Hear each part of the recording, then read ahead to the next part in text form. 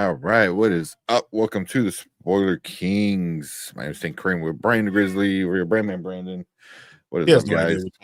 See, Nah, I'm not used to being down here. You can't tell. Then I forgot to turn my light on. There we go. We do look alike, though, you know. Oh yeah. Yeah, just look at the resemblance. You know. Oh man, it's funny. Just like Snape and his character. Yeah, let's go. That was a good lead-in, right? That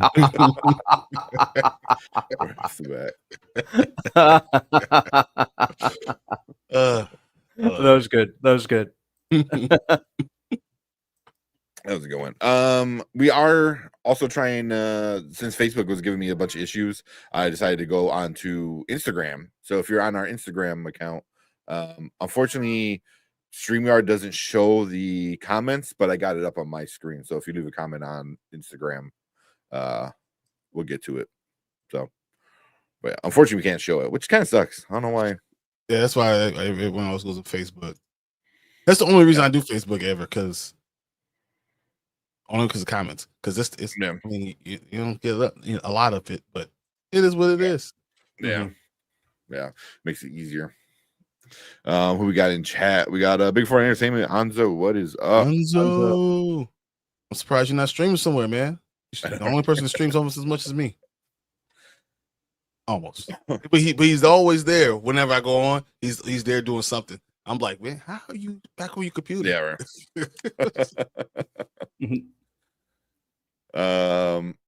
And then Travis is over on Instagram. He says, feels weird to be watching you guys on two platforms. Like what? It's like Inception, but with Spoiler King Inception. We got the view of Drew. What is up, Drew? Drew, man. Yeah. I love Drew. Right here, my cat screaming. Then we got Collector Movie Man. What is up? So how are you guys doing? Feeling good tonight. Can't wait to talk about the comments you brought up. Yeah. I'm not sure what I think about it, but I can't wait to talk about it. I haven't even read his comments yet, but I think I did see you posted the Wicked. It's all about Snape. No, the thing on Facebook though. The Facebook, the Wicked thing, yeah. That was the Wicked like box set kind of thing, which is super cool. I was like, ooh, I'll get that, and then I saw the prices. I was like, maybe not. It's on my Christmas list. So my wife was like, "Hey, make a Christmas list." I was like, "Nice, gotcha." It has like a statuette, or was it a book end, or there's two bookends, wasn't it? Yeah, it was like a hat and something else, and like the wand or something, wasn't it?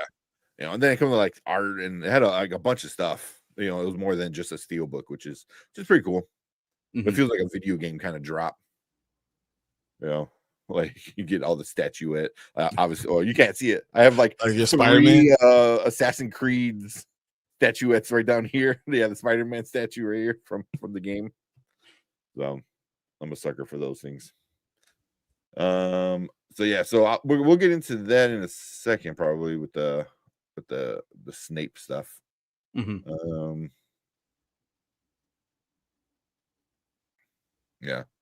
Yeah, so those Snape stuff. So yeah, we'll get into that in a second. We got Kevin Davis. What's up? James Gunn trying to please the fans. People still going to root for DC Studios, no matter what he put in theaters or HBO. I think so. Because people aren't going to complain about HBO Harry Potter casting Black actor in the role. People isn't going to, or are going to. I mean, it's one of those things. I don't know how far it's going to go. Once again, like my first point was that it doesn't have to look like Alan Rickman, right? It doesn't. Yeah. He doesn't have to look that glad. He has to look at the book says. But even in the book, it is. I mean, that's not many black people I know with hook noses. I'm just letting you know. It's not one of those things that we have. Not But so who knows? I don't know. And if he does if you get a great actor, we'll see. There's nothing about the color of someone that portrays to the actual character. That's my biggest gripe. If the color has to do with how the character really is, then the color matters, right? Mhm. You know, but if it doesn't have anything to do with what the character does or anything like that, or who they are, then it's hard for me to say like that man matters. I'll be willing to listen because it's about what someone cares about. I'll be willing to listen to it, but I Mhm. don't know if it matters if it doesn't really portray to the character like it has to be. They have to be this. Yeah. Like if you're Indian and you're a Buddhist and then you change the race of that and that was vital to the character, Mm-hmm. then I think it's a problem, right? But if you're just English and certain things, I mean, there's black people that are English. English is very vague in its own description. So it's if someone could come in and say something specific why you had to be like the color of this person's skin matters, then I'm willing to listen. But if you can't give me why, it's hard. Yeah. Yeah. Yeah. Yeah, because I know well, I guess we'll just jump right into it since we're talking about it. Also, what's up, Ty? Hi, what's up, man? Hi, what's going on, man? Because that's what Collector Movie Man is talking about with who they're considering to play Snape in it. Looks nothing like Snape's name is a white man in his 40s or 50s with long black greasy hair. That's the movies. In the book, he should be around 30. Yeah, he Should should be about be a 30. lot younger. All of them should be a lot younger. I mean, Mhm. Harry Potter's, they were young parents when they died at like 32, 33 years old. Mhm. They were really young, you know. Here's in the book, it says Snape is a thin man with sallow skin, a large hooked nose, an uneven yellow teeth. He has shoulder length, greasy black hair with cold black eyes. He wears black robes that makes him look like an overgrown bat. Yeah. So I mean, the black robes, that's that's aesthetic. That's no big deal. But it's the hooked nose. That's usually like what they reserve for like when you describe like a witch or something. You know, like it's like long and like hookish. Mhm. And then the The greasy shoulder black length, greasy black hair. Yeah, is yeah. Weren't a bunch of people, but I'm not going to say it. Weren't a bunch of people fan casting Adam Driver or something like that? Yeah, he was a big fan casting one. Yeah. He was good in the film Men. Was he in Men? I don't remember. So the dude that I really don't want to kill his name. If you guys know how to pronounce it. I'm not even gonna attempt that. Yeah. Here, I'll put it in chat and then I'll pop it up here. Wasn't it, I thought it was a Papa Esudu. That's what I thought. Yeah, is that what? Yeah. So that's why I heard Papa Esudu. That sounds right to me. But I'd seen him in a few things. What the hell was that? That was a Netflix show? No, Gangs of London. Yeah. That's the one he was big in. Yeah, and then he was in a Black Mirror episode. Which I remember him on Black Mirror. Yeah. Mhm. Yeah. So it's the Lazarus Project. He was too. I really didn't watch that one though. Gangs of London, he was pretty good in. So he's also like Shakespeare dude. He did Hamlet, did King Lear. Mhm. I'm looking at his his Yeah, I looked at his I looked at his work, his resume pretty much speaks for itself. So if they say he's a good enough actor, I'm fine with it. Yeah. I believe he won an Emmy. I believe he won an Emmy for it had to be the Gangs of London because Gangs of London was off the chain. Yeah. But when you talk about BBC Royal Shakespeare, right? He did Hamlet, right? So like that's where you like, okay, this guy has acting chops and he can do anything. And then the age, I mean, we really want to talk about the age matches where Snape should be about 34. I don't know. I'm in my mind when they described Snape before I saw him. Of course, I saw him as a white guy, and I also saw him like a witch, sounding like a witch. Skinny, the robes, engulfing him, looking like a bat. Yeah, that's kind of what I saw. Like, awkward. But that's not Alan Rickman. Mhm. That's not him either. So like, did we have we're uproar over that? So I don't know. Yeah. I mean, he's a good actor, and kind of like what you were saying, before. It's like if the race wasn't like specifically described, because I believe Hermione, I think they like described her like as this like redheaded curly hair, Yeah, like kind of white girl. bushy curly hair. Yeah. Frizzy, I think So Frizzy when was they the word. in the play, they did the was it The Cursed Child? I think it Mhm. was, which is like a sequel. They casted a black woman as Hermione. So and a lot of people got upset about that. Of course. Naturally. So but I think I could be wrong, but I think they described Hermione more as like pale skinned or something like that. So I believe it says Snape that too, though. I believe because young Snape,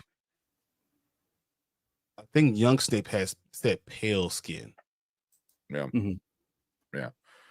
So I mean, I really didn't mind the Hermione being a black woman in the play. I was like, okay, one, it's a play, so it's like like it's not like on screen, not everyone's gonna see it, and two, it's like a sequel that I heard is not even that great Yeah, to people are the all story.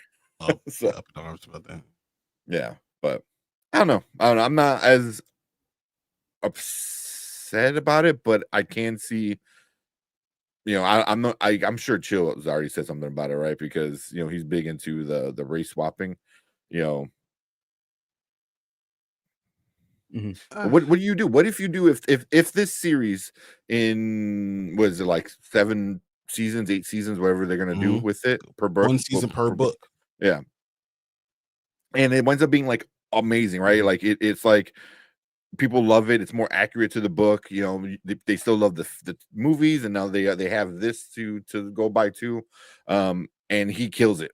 Like, is that going to take away from Alan Rickman? I don't think so. I think it'll just add a different version of No. Snape. The greatest series ever created. No, I and they're don't think still building lands in Universal. Like, Yeah, it's still yeah. No, I don't think it would take away from it at all. They're already establishing this as very much its own thing. Mhm. I think the movies are held in such a high regard that you're inevitably going to be in their shadow, but that goes for pretty much any role. That goes for characters like Yeah. characters like the Joker or characters like Spider-Man. It's pretty much inevitable.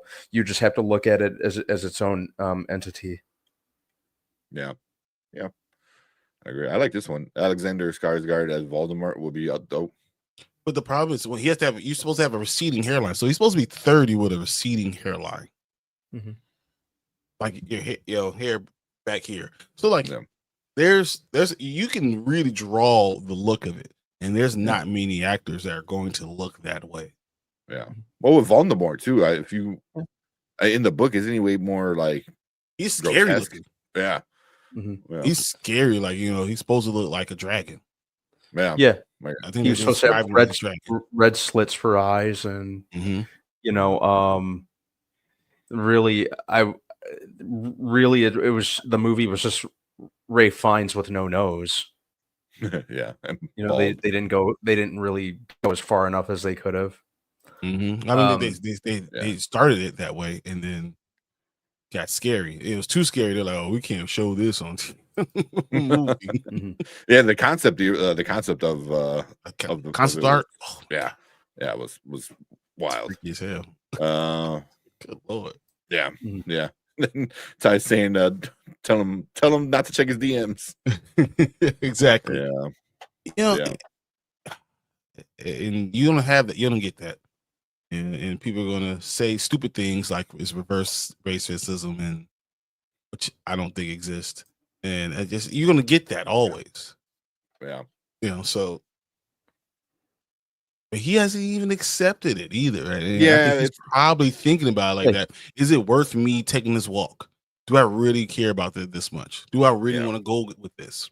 Yeah, and you got to figure it's gonna be what 7 seasons, maybe 8 seasons if they do something like split the last book, like they did the movie. And you got to figure what that's a good 10 years. Yeah. Between like 7 or 8 seasons is gonna be like 9-10 years of your life. So because I'm assuming like if I'm Warner Brothers and I'm signing these people on, you're signing the contract to do all of it. Oh yeah, Like no, we're not like, oh well, 5 years and then we'll see where we're at. Like no, I'm signing you on to do all the seasons, all the books. You know what I mean? So yeah, so you need to find somebody one that has the time. A Skarsgård might not have the time to do it because they're all pretty popular. So finding like getting Alexander Skarsgård, maybe might be a little rough. But everyone that they've always casted has been British, right? Yes. Oh yeah. Everyone who grew up any time during the time between when 5 years older than us and to like 20 grew up with Harry Potter, and it's probably the most dominant book of that time period. Or Harry Potter books were sold during this time than the Bible. Like it's like it is it as far as books and movies and the amount of money that it made is second to none. Yeah. So I mean, people probably be able to play a character on that level. It has to be up there, right? I mean, this is Once again, it's the greatest land ever. It's probably the best story. There's never been a story like this. Never. So I think a lot of people would even be A-list and A- list actors might be willing to do it, especially if you're only filming for 3 months and then the other 9 months you're good. If they give you a specific time period that we're doing this, well, you got to figure. Well, I mean, if they do it on set, you can kind of do it whenever. But if you do it like on or in a studio, you could do it whenever. But if you do it out on a set, stuff like that, I forget what it's called, but out on the land, like you have to do it around Christmas time. It's a Christmas movie, really. I mean, that's what's supposed to be. Yeah, all well, that's when school's in session,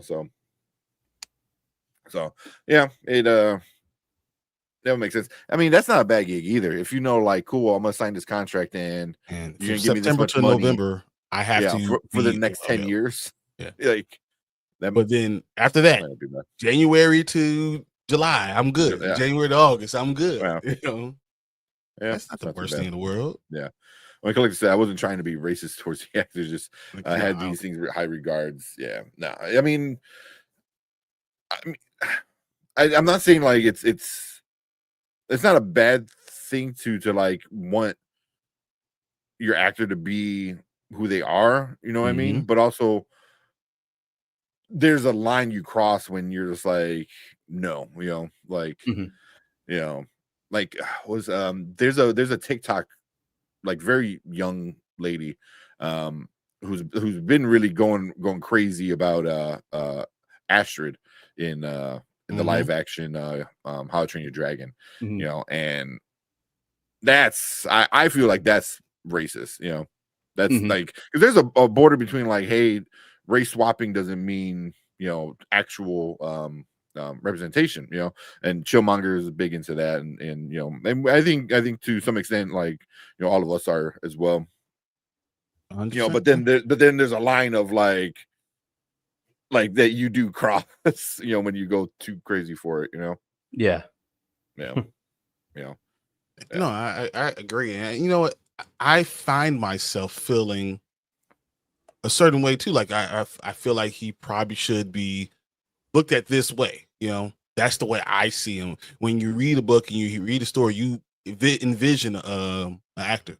Now I would say Alan Rickman was not the way I envisioned it. I thought he was a little bit bigger, cool, a little bit too cool, and his speech pattern was just awesome. I love this speech pattern, but it was supposed. Go ahead. I'm sorry. No, go ahead. I think it was Snape necessarily. It was very cool. It was supposed to be Tim Roth, but he was committed. He was committed to and I'm not sure how he feels about this in hindsight, but he was already committed to Tim Burton's Planet of the Apes. Fooled you. Yeah. Like, damn. Which I could have seen Tim Roth. He was about the right age at the time. He was the right age. You know, that would have worked. He's good at playing. Well, you know, we all know about Snape, but he's good at playing antagonistic roles. Yeah. Him with long black hair, though. I'm trying to look up. I'm like, has he ever had like long black hair like that? I guess back in the day he had somewhat of a long hair, but yeah, not like shoulder length though. It would have been interesting. It would have been, yeah. I really like him as an actor. So yeah. I love Alan Rickman. I love him. I absolutely love him. He was he was incredible. He made to me is Hugh Jackman. You know, like I picture Wolverine one way, right? It's definitely not Hugh Jackman. It's not a 6'4", beautifully, you know, Hollywood handsome, eyes, you know, It's all this stuff. That's not what I thought of Wolverine. But now that I see it, I don't think I want anything else. You know, it's just that's kind of the whole thing with Alan Rickman. You know, like, and you know, I was very much in that part of that demographic. I was very much in the Hugh Jackman's too tall demographic, but you know, he's so good in the role. Otherwise, that you know, I'm willing to you know, be good with it. Yeah. Well, now that we actually got comic book size accurate in Wolverine and Deadpool, it kind of seems like, okay, it is kind of much if you want to make him like 5'3". You know, it's like that was great to see. It was awesome to see. I did appreciate it. Funny, and one thing that I laugh at in that whole montage was that looked to be the only Wolverine, the comic accurate Short King Wolverine, who was willing to potentially go tag along with Deadpool when asked. Awesome. That would have been awesome. Oh man. No, Anto, it's me. Yeah, no idea.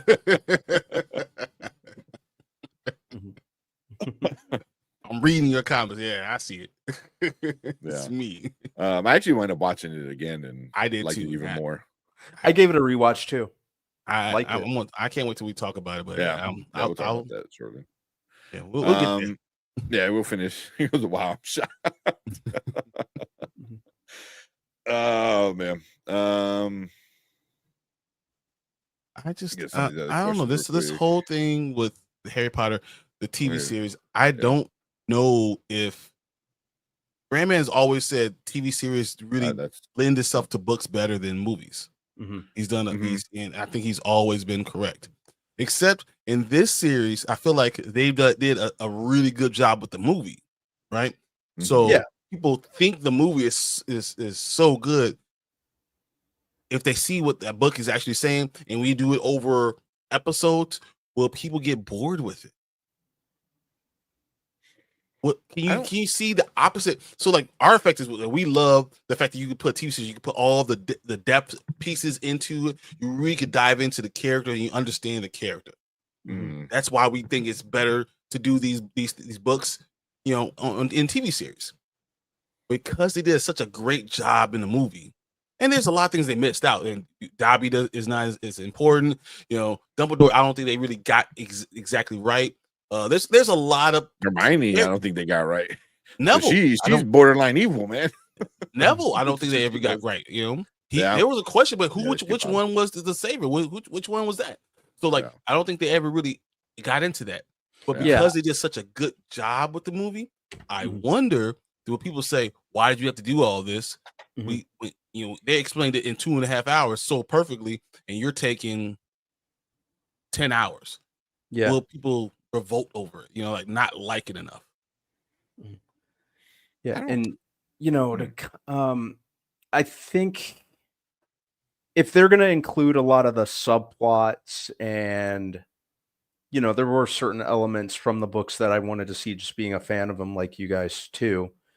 But it kind of raises the question of, you know, does this make sense to add this, whereas the movie didn't, or is this just going to pad the runtime?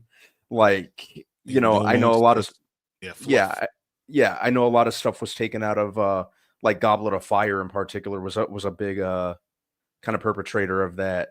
You know, they Mhm. took out like the whole spew subplot with Hermione, Mhm. Harry, which you know they could have done without in the context of the movie.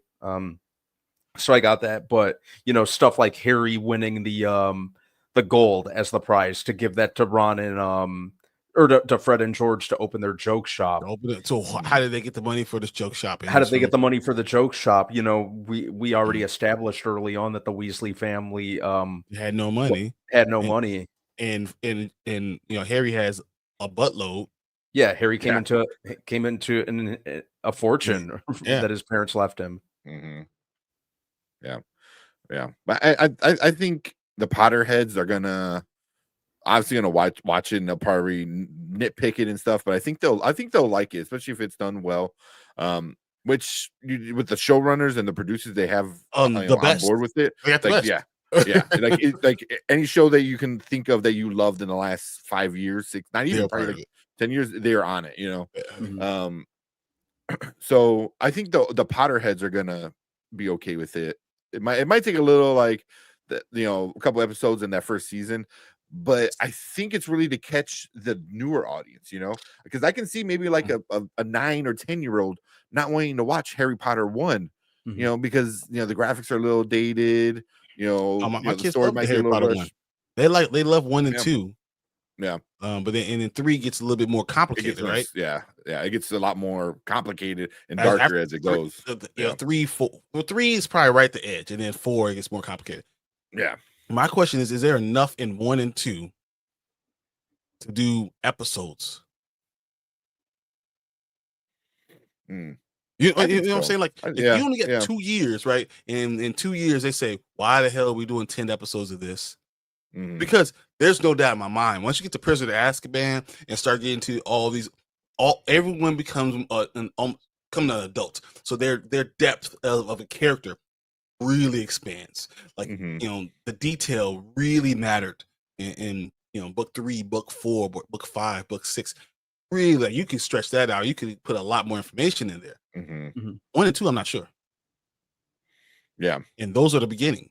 Do yeah. you get to year 3 where it matters to get through the series? Mhm. I don't know. Chris Pratt as Harry Potter.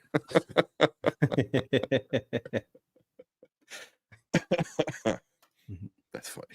Only if James Well, Gunn's doing it. hold that thought. I'm gonna get something to Yeah. drink. All right. Yeah, I mean, it's gonna be interesting because I know the first one was definitely more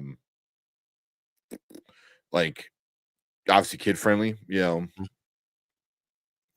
I mean, it gets kind of dark at the end a little bit. I don't know. I think they can make it. Maybe they say that the first season's only like 8 episodes. I can see if they want to go that route with not ruining a story by adding 2 more hours of runtime. But again, it is a book. With like hundreds of I forgot how many. I was like, say it would be like 300 200, 300 somewhere probably. around Yeah. there. Yeah, Pages. right now. Yeah. Yeah. So, they might be able to get into it. I don't think 10 episodes works. Yeah. I really don't think 10 episodes work. Yeah.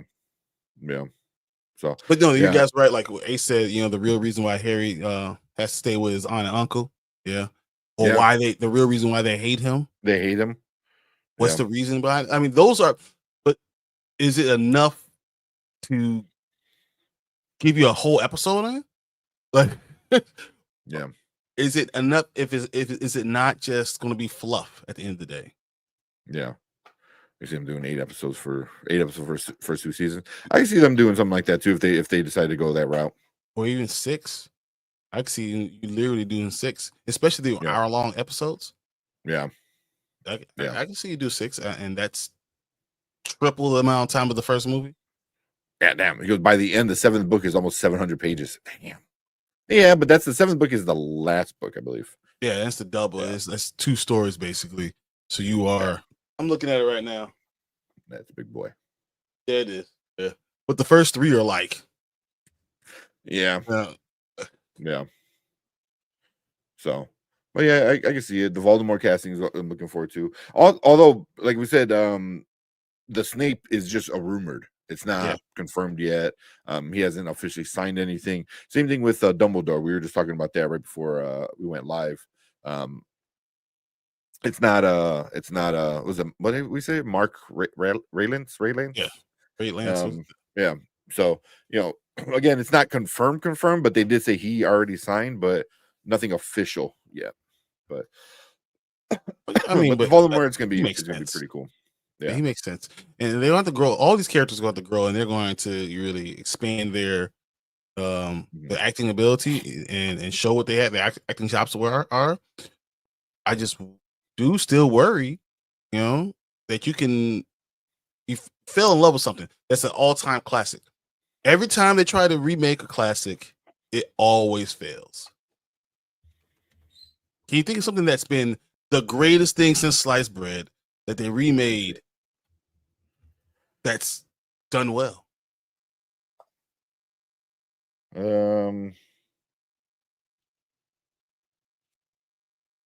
a good question. Well, I can think of one. I can't think of one. There's Batman. It's a movie, but is that it? It could be Dune. Dune, the new Dune. The first one wasn't way better. It's not good. So, I mean, you have the right people. Something is like a classic.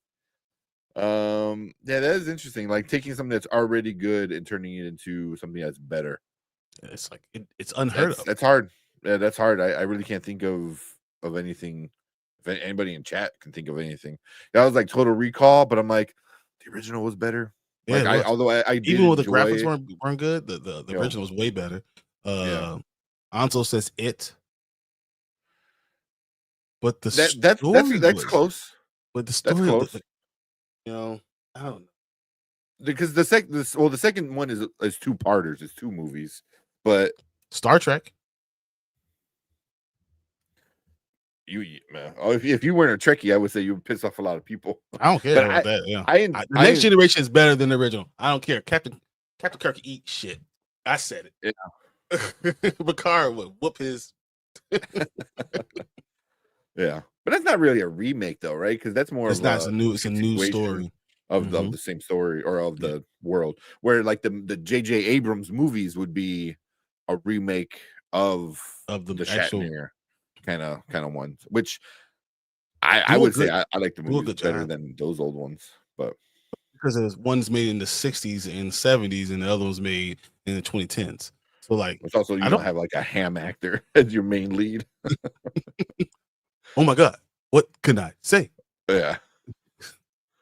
That is a good point. If anybody, we'll finish that off with that. If anybody has a movie or a TV series or anything that is being remade, that went from good to being better, or not even better, maybe just as good. It's not just good, because Harry Potter is this is level good. Harry Potter is the best. Yeah, it changed. Changed everything. Yeah, I don't know. You changed the way movies were done. It would be like the Matrix came out, and then they did another Matrix movie, and it was just as good as that. You just don't do it. You don't see those things. Yeah. Let us know in the comments if you're watching on the replay, what you guys think about that. Because I can't think of one right now. So I'm sure eventually we'll see someone. But here we go. Speaking of Evil was close. Speaking of Evil, it was a good one. Daredevil, get out of here. Get out of here. Well, I guess no. I mean, no. Yeah, I was thinking the Ben Affleck the Ben Affleck one would be the original. See, but then again, it wasn't good. It was, and then so it was easy to beat. Ben Affleck wasn't the best Daredevil, so that's not the same. Yeah, X-Men '97. What's up, Victor? Hey, Victor. It's a continuation. It's the same universe. Yeah, it's continuing. It is great though, but it's the same universe. Yeah. It's the greatest cartoon stuff I've seen. Incredible. I actually still rewatch it, man. Like I think it has so much rewatch value. Yeah. Still clinging on to a glimmer of hope as a fan that one day we will get Spider-Man 98. I'm holding on to that little thread of hope, no pun intended. I'll tell you why later. Go ahead. Full Metal Alchemist Brotherhood. I agree with that because the first Full Metal Alchemist series was amazing, and then I thought Brotherhood was going to be shitty, and Brotherhood stuck more to the books than the original, and I wind up loving Brotherhood even more. But again, that's super niche. That's anime. I don't know if it's that still an counts. example. It's still an example. But that one I would say, because the first one was amazing, was super great. I love the first one. I have the entire collection down here of all of them, and then Brotherhood. You know, I wind up getting the box set for Brotherhood. I got the same show twice, told two different ways. Like that's how much I loved it. It was good. That's a good one. Nosferatu. I mean, I don't know. I assume the new one's gonna be better. I'm so excited for it. I don't know. I mean, that's a talk about classic. You know, before anything, before we knew what theater was. You know, that's different. But yeah, if you have to remake a classic like that, you know, I really think Robert Eggers has come a long way in a very short time, and I think just from an aesthetic standpoint and just knowing his directorial style. If it's anyone taking on Nosferatu, I'm so happy it's him. I think this is directly up his alley. Not to mention the cast. Say what? I got it. Yeah. And, you know, Bill Skarsgård. I got the answer. 100%. And both of you guys will agree. What's that? 100%. Interview with a Vampire. Oh, yeah. The series, right? No, my point is because the question is, do you remake something? The movie was good, just as good. Everyone loved the movie. Everyone loved Interview with a Vampire, and now the series is just as good. And some people say better because it's dare I say to the book. Yeah, dare I say the series did a little more for me than the movie did. Yeah, it did a lot. That's even a better good ones, right? Analogy because you took a movie, you know, from the book to a TV series, and then made it into a TV series, and the TV series knocks it out. I cannot wait. I forgot somebody watched our trailer from like 2 years ago. Yeah, and they're like, the comment, you know, and that was when we were all like, I don't know, like, and then you know we're all like dead wrong now. Where he's like, oh, you guys still think? I was like, yeah, like we all cannot wait. Anytime I see a trailer for any Interview with the Vampire, I watch it, and I was like, oh, so good. So, and I'm so excited for season 3, just because they're going for my favorite book in that series. I think it's gonna be so entertaining. Invisible Man 20. I didn't like the Invisible Man. I didn't like 2020. Yeah. I know I'm in, well, me and Brian are in the minority for that, but I didn't like it. I don't know. It's something off about it. The Office, that's a good one. But a lot of people love The Office, the first one, and yeah, that's a good example. That's a really, really good one, Ty. That's a really good one. Yeah. That's a good one. Wolfman looks good. Wolfman does look good. I'm just not so sure I like the way the Wolfman himself apparently looks. He looks like an inbred golem. That's funny. Like if I didn't know that it was that this was the Wolfman, like if I didn't know that I think he was like a wrong turn character or something based on what we've seen. But I like the director Lee Winnell, who coincidentally did The Invisible Man and Upgrade, is doing this. Oh man, I could have said something about we were talking about descriptions and of certain people, and never mind. I'm not going there. I'm not opening up that can of worms. I'll tell you guys afterwards. Okay. All right.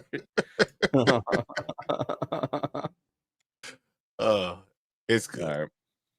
You guys want to move on to another topic? Ari Aster, Robert Eggers, Jordan Peele, Yorgo Lanthimos are carrying modern cinema. I don't like Yorgos Lanthimos. I'm not a big fan either. I know was it you, Ty, that they're getting the whole collection? Somebody's buying all the Yorgo movies. I'm not a big fan of the Yorgo. Yeah, I don't like any. I don't like even, Jordan Peele. Yeah, I like Jordan Peele. Ari No, Aster, I'm talking about I don't like any of Yorgos. Oh, Yeah, Yorgos? he's just not my cup of tea, unfortunately. Um, he's just not my cup of tea. Like even with Poor Things, I know people were raving about that. I There don't were like elements. it. I'm not a Poor Things Turned it off. fan. I didn't like Kinds of Kindness. I didn't even bother with that one. I thought there were, I kind of liked his kind of absurdist tendencies early on. Even like I think the only thing that he's made that kind of did something for me was The Lobster. And even that, just his whole absurdist style just doesn't really do a whole lot for me. I like The Favorite. I thought The Favorite was pretty good. Mm-hmm. Although I Rachel Weisz was in it, so obviously I was gonna like it. Yeah, that has nothing to do with it. I don't know if I like the. No, it was. I like The Favorite. It was. Interesting. I also like. I don't like Beau Was Afraid. I didn't like Beau Was Afraid. I liked it a lot, but I get why. Yeah, I get it. I don't like. I'm like. I'm watching it. I'm like, what the? Why am I fucking watching this? And towards the end, I'm like, oh, I get why I'm watching it. But then I'm like, but why the hell did you have to do that? That when I had that type of attitude towards it, I was like, yeah, I just don't like it. But also, Ari Aster did Midsommar, which is freaking amazing. Which is amazing. And it did Hereditary. Also, so and I love Hereditary. I love Hereditary. I like Beau Was Afraid, but I 100% get why people don't like it. He said Beau Was Afraid was my favorite film of last year. Yeah, I liked it. That's fair. At first I didn't. At first I'm like, what the F is this?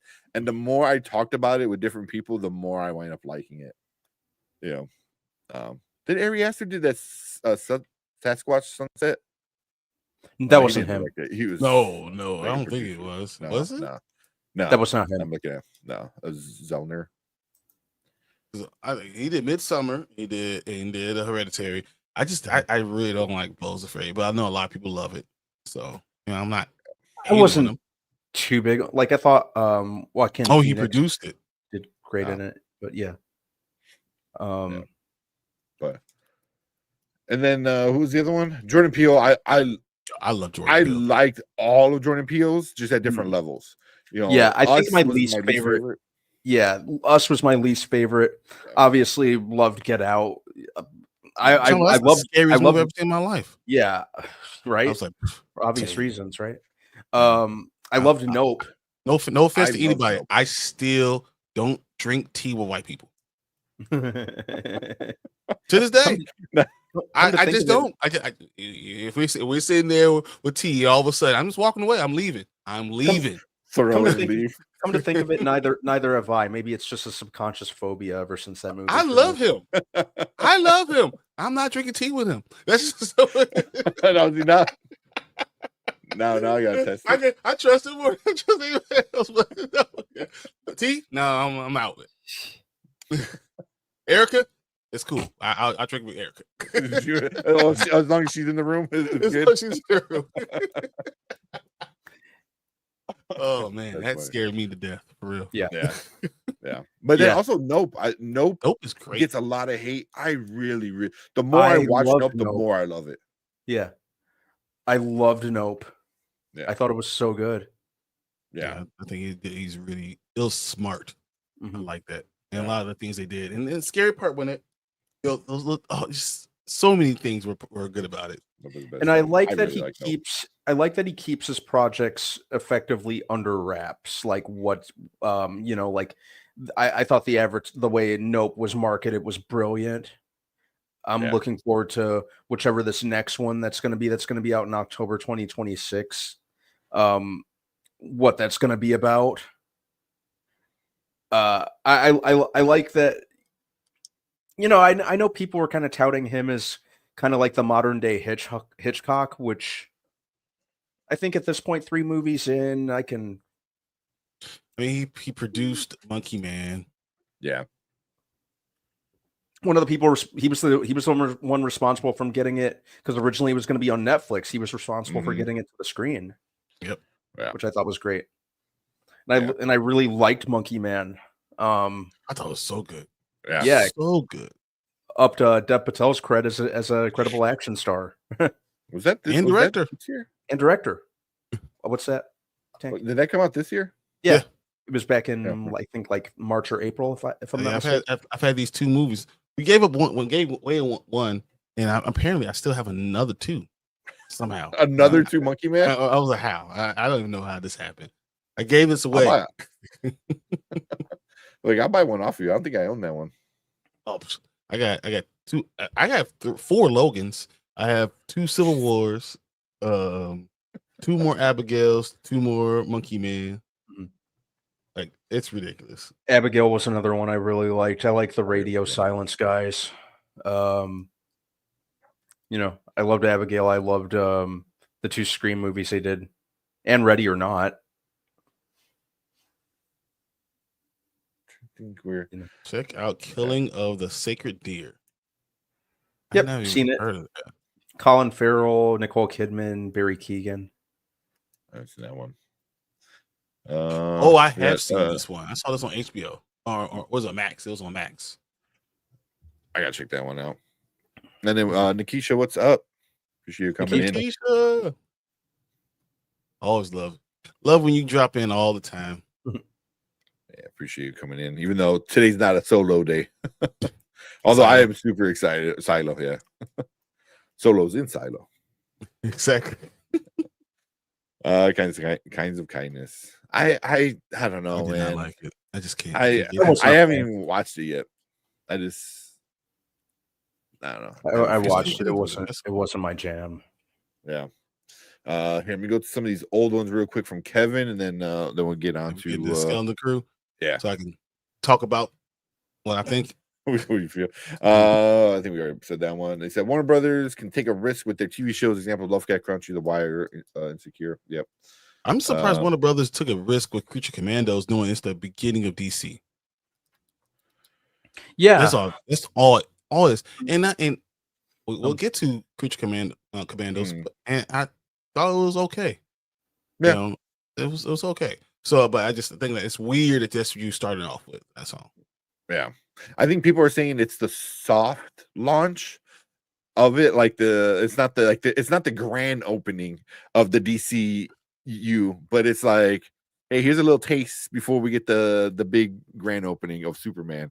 So I'm like, all right, you know, if that's what people want to say, I'm cool with that. But yeah, and if memory serves correctly, he was already working on this even before the the rebooted DC universe was officially announced, if I'm not mistaken. So he was already kind of at work on this, and was just kind of, there was enough wiggle room for him to kind of integrate it into what what turned out to be the plan that he had revealed, or announced. I'm not no. It's not. I thought he should have did other things, and I still think he should do other things. And I'm telling you, Milestone's the way to go, bro. I think so. It's just so ingenious. If you want to really hurt Marvel, do that. I agree. Excuse me. If this was Disney casting black person in the TV show or film, would it be pandering? That's a good question, because because Disney is more known to do like a race swap, you know. But also Disney owns so many studios that they just have so many projects, you know. Like next year, I think like majority of the top expected movies are somewhat like Disney owned property, whether it be Marvel, DC, Pixar, Disney, or Fox. You know, it's like, damn, like you guys got like 3 movies a month coming out every month next year. You know, just the DC like whole, or the Disney umbrella. So yes, I'm gonna say yes. Yeah, because they're usually doing it for a reason. Yeah, and I'm even willing to say, I wonder, are they doing this with Harry Potter because of black people always saying, hey, there's black people all around England. Why none of which can be black except for one? We get one guy. You know, and he dates Jenny for a year and that's it, and he don't get no more screen time. That's it. That's all we got. You know, so I almost feel like that's part of it too. Yeah, we want to grab the audience. Would you be surprised that was something that was coming up? I mean, because No. Harry Potter's very white. It's very, very white. Well, you got like you said, like one black character, and you have one Asian character, which is what's her name? Like Cho Chang. Yeah. Cho. What the hell, man? So and then we have like kind of obscure, or not obscure, but kind of more background characters like the two Middle Eastern twins, Pravarti and Padma Patil, and we already mentioned Dean Thomas, who dated Jenny, and then I think there was one other black character, Lee Jordan, who was mentioned. I think he was only described in the books as having dreads, and not in the movie at all. He was in the first two because he was the Quidditch announcer. Oh yes, you're 100% right. He was a Quidditch announcer. Yes, he just wasn't there anymore. Oh yeah, the Quidditch announcer. I don't think he didn't have the grades. They didn't let him stay. Half of them didn't go to class, and he can't stay. So I'm not too upset with it. Hopefully the student body, is a little bit more diverse. It's gonna have to be. Yeah, it's a different. It makes sense. Like, look at the population of like England, and kind of that should be like, oh shit, this is what real world is. So why wouldn't at least stat wise it kind of resemble the real world in that regard? But we'll see. Let's see. I think you repeated that. We got Sheed in the house. What's up, Sheed? He goes, you want to hear Marvel hire Jonathan Majors and give him a dope story that smacked the mouse house down? Yeah. Once again, icon. You're basically saying what I'm saying. Let's go off to milestone, man. Give me a milestone character. Give me Steel. Give me icon. Give me Black Lightning. Give me something like that. You can go off. I'm telling you, the milestone, they have them. From my milestone, you could go. You could do so many things. You could do Static Shock. Well, then you could do TV shows. Yeah, you could do you do some TV shows with Blood Syndicate. I think that'd be cool. A cool way to do a TV show and introduce a group, that way. And then if you do it in TV shows and movies, if you do it the right way, you can pull all those people that have been screaming for Black Panther, screaming for doing it the right way. Give me representation, and you do it without them having to scream about it with great characters. They don't make it a B story. I'm telling you. Yeah. And this is I am one of the biggest Black Panther fans ever. I'm just telling you, if they do it, people will flock. Yeah. I'm gonna see a Black Potter. Black Potter. or Raj Potter. Raj Potter. That'd be funny. It was like the multiverse, all the different Spider-Man. I totally see comment sections and discussion boards being very, very rational and calm about that, don't you? Oh, I would love to see if they said we found our Harry Potter. And it looks like it's like a little Muslim boy. Like, people would lose their damn mind. Oh my god. That would be hilarious. Yeah. Oh damn! I didn't make a background for. Don't put a lightning bolt. Harry Asian. They make Harry Asian. Jesus. All right. Now we're getting crazy with this. Let's talk about. I want to talk about. Fans will cry blood. 100% fans will cry blood. It will be hilarious. Oh my gosh. It would be wild. I wish I had enough balls to say what I wanted to say about description of people, but I don't have it. I say anything. I don't have it. Not today. Because it's bad. Well, I hope Harry is black to see the reaction. There's a part of me that kind of would burn it down. The steel.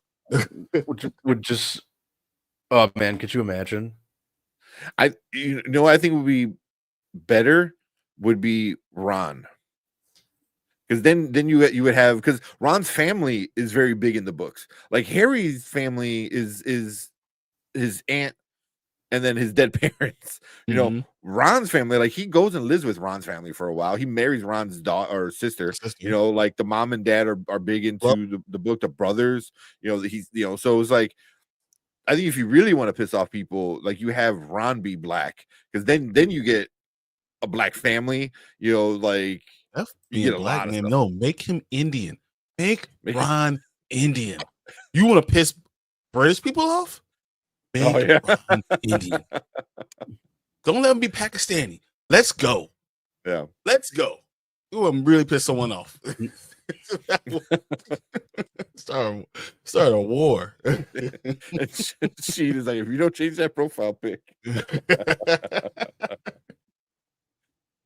Oh man. Oh man. We got Deuce in the house. What's up, Deuce? What up, Deuce? Oh man. Bro, I'm telling you, can you imagine that? Hermione being black and Ron being Indian? Boy. Oh my God. All England would just literally start burning. Like literally just start burning. You see like everyone burned their Harry Potter books and everything like that. No, we don't. This is not the Harry Potter.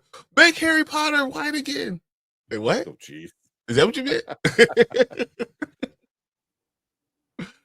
Oh, man. And that's nothing compared to what I was going to say. All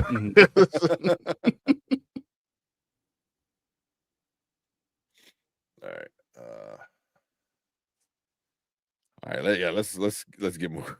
You're right. You're right, Victor. Yeah, we talked about that. Hermione being tells the black woman to play, and they was hell to pay. Yeah. All right. So like I said, I forgot to make. Oh, you know what? I could probably just do this. Do our hyperspeed for Star Wars for now. Exactly. Yeah. There we go. I actually might keep this picture and just throw in the logo and like the kids or something, like I do for most of our backgrounds. Yeah. All right. Let's talk about this skeleton crew. I'm kind of curious of what you guys did. I accidentally ended the poll too early. I meant to dismiss it, and I hit end. Go? I was like, damn it! And I went to dismiss it because it was in my way, and then I hit end. I was like, shit. So, but most people seem to like it in that poll. So, I'm like, okay, you know, out of 6 votes, 66 said it's good so far, and 33 said not really. So, was it like 4 and 2? I didn't vote, so we'll see what I think. Can't wait to say it. All right. Let's get this one going. All right, welcome to the Spoiler Kings. My name is Tim Kramer with Brian the Grizzly, and we're going to talk about Skeleton Crew episode 1 and 2. We got both of those episodes last week. We did a watch party, so if you were with us on Monday, 1 a.m. 1 a.m. super early. Although all the rest of the episodes are going to be released on Tuesday, so unfortunately, even if we wanted to, we would have to wait until Thursday to talk about them. So yeah, so if you haven't seen it yet, hit pause here, go check out episode 1 and 2 on Disney Plus, and then come back and let's discuss the first 2 episodes because we're going to get into all the spoilers.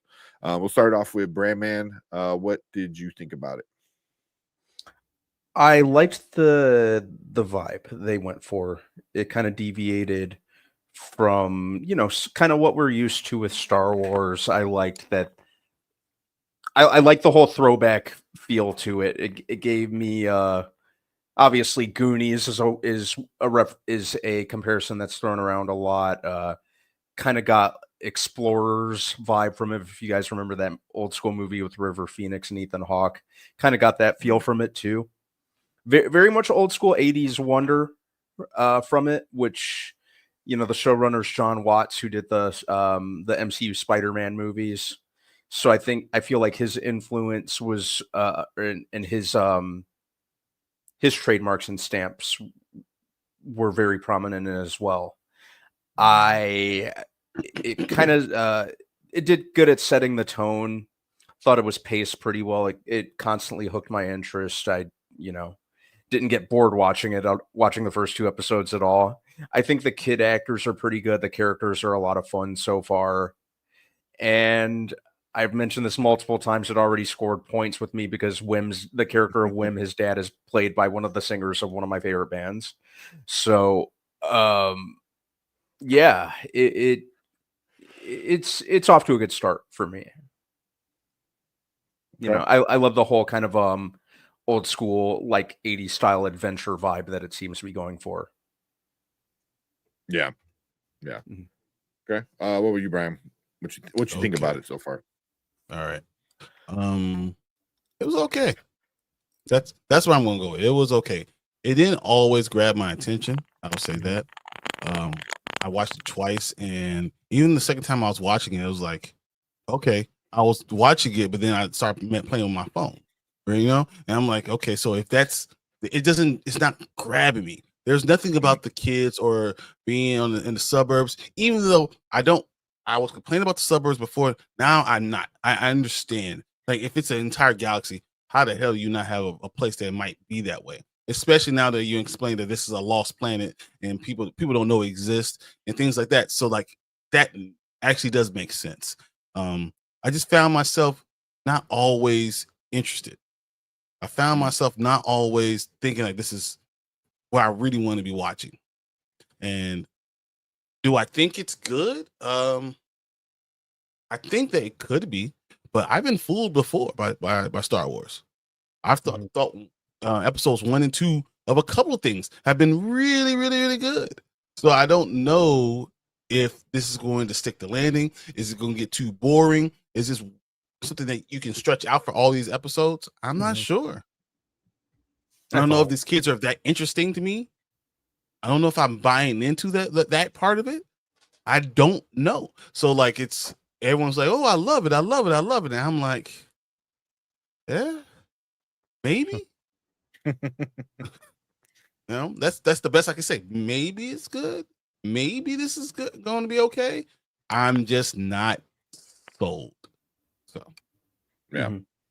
See, I'm one of those where I'm like, I loved it, especially after watching it again. I'm like, I loved it. It was just something about it just like pulled me in, and it was just like, you know, the whole mystery behind it. Like, is he a Jedi? Is he not a Jedi? Who was the guy under the mask? Like, who's your theory? You know, and stuff like that. Wasn't until like the last 4 minutes of the show. I think of the episode, you know, It's an episode. You know? Well, I mean, it started off with the dude in the mask, you know, with the heist, you know, and then they got screwed, and it was just the one coin, you know, because I'm like, you know, obviously I think it's Jude Law, but they haven't told you yet, you know, about it.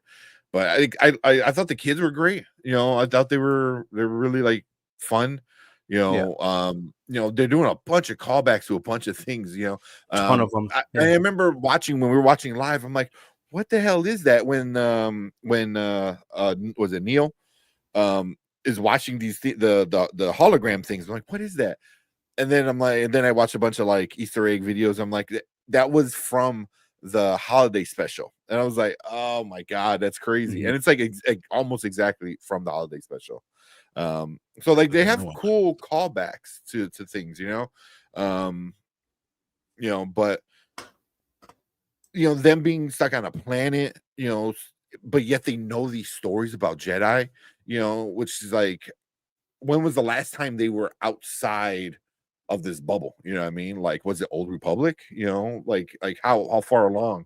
You know, obviously they know about good guys and bad guys. They know about Sith and Jedi. So like, there's a lot of like questions for me that I'm like, it really gets me interested about it. You know, and I thought the kids were great. I thought the girl, Fern was, you know, like obviously a troublemaker, but not so much of a troublemaker. But then you had your you know, your dumb troublemaker, you know, with the main character.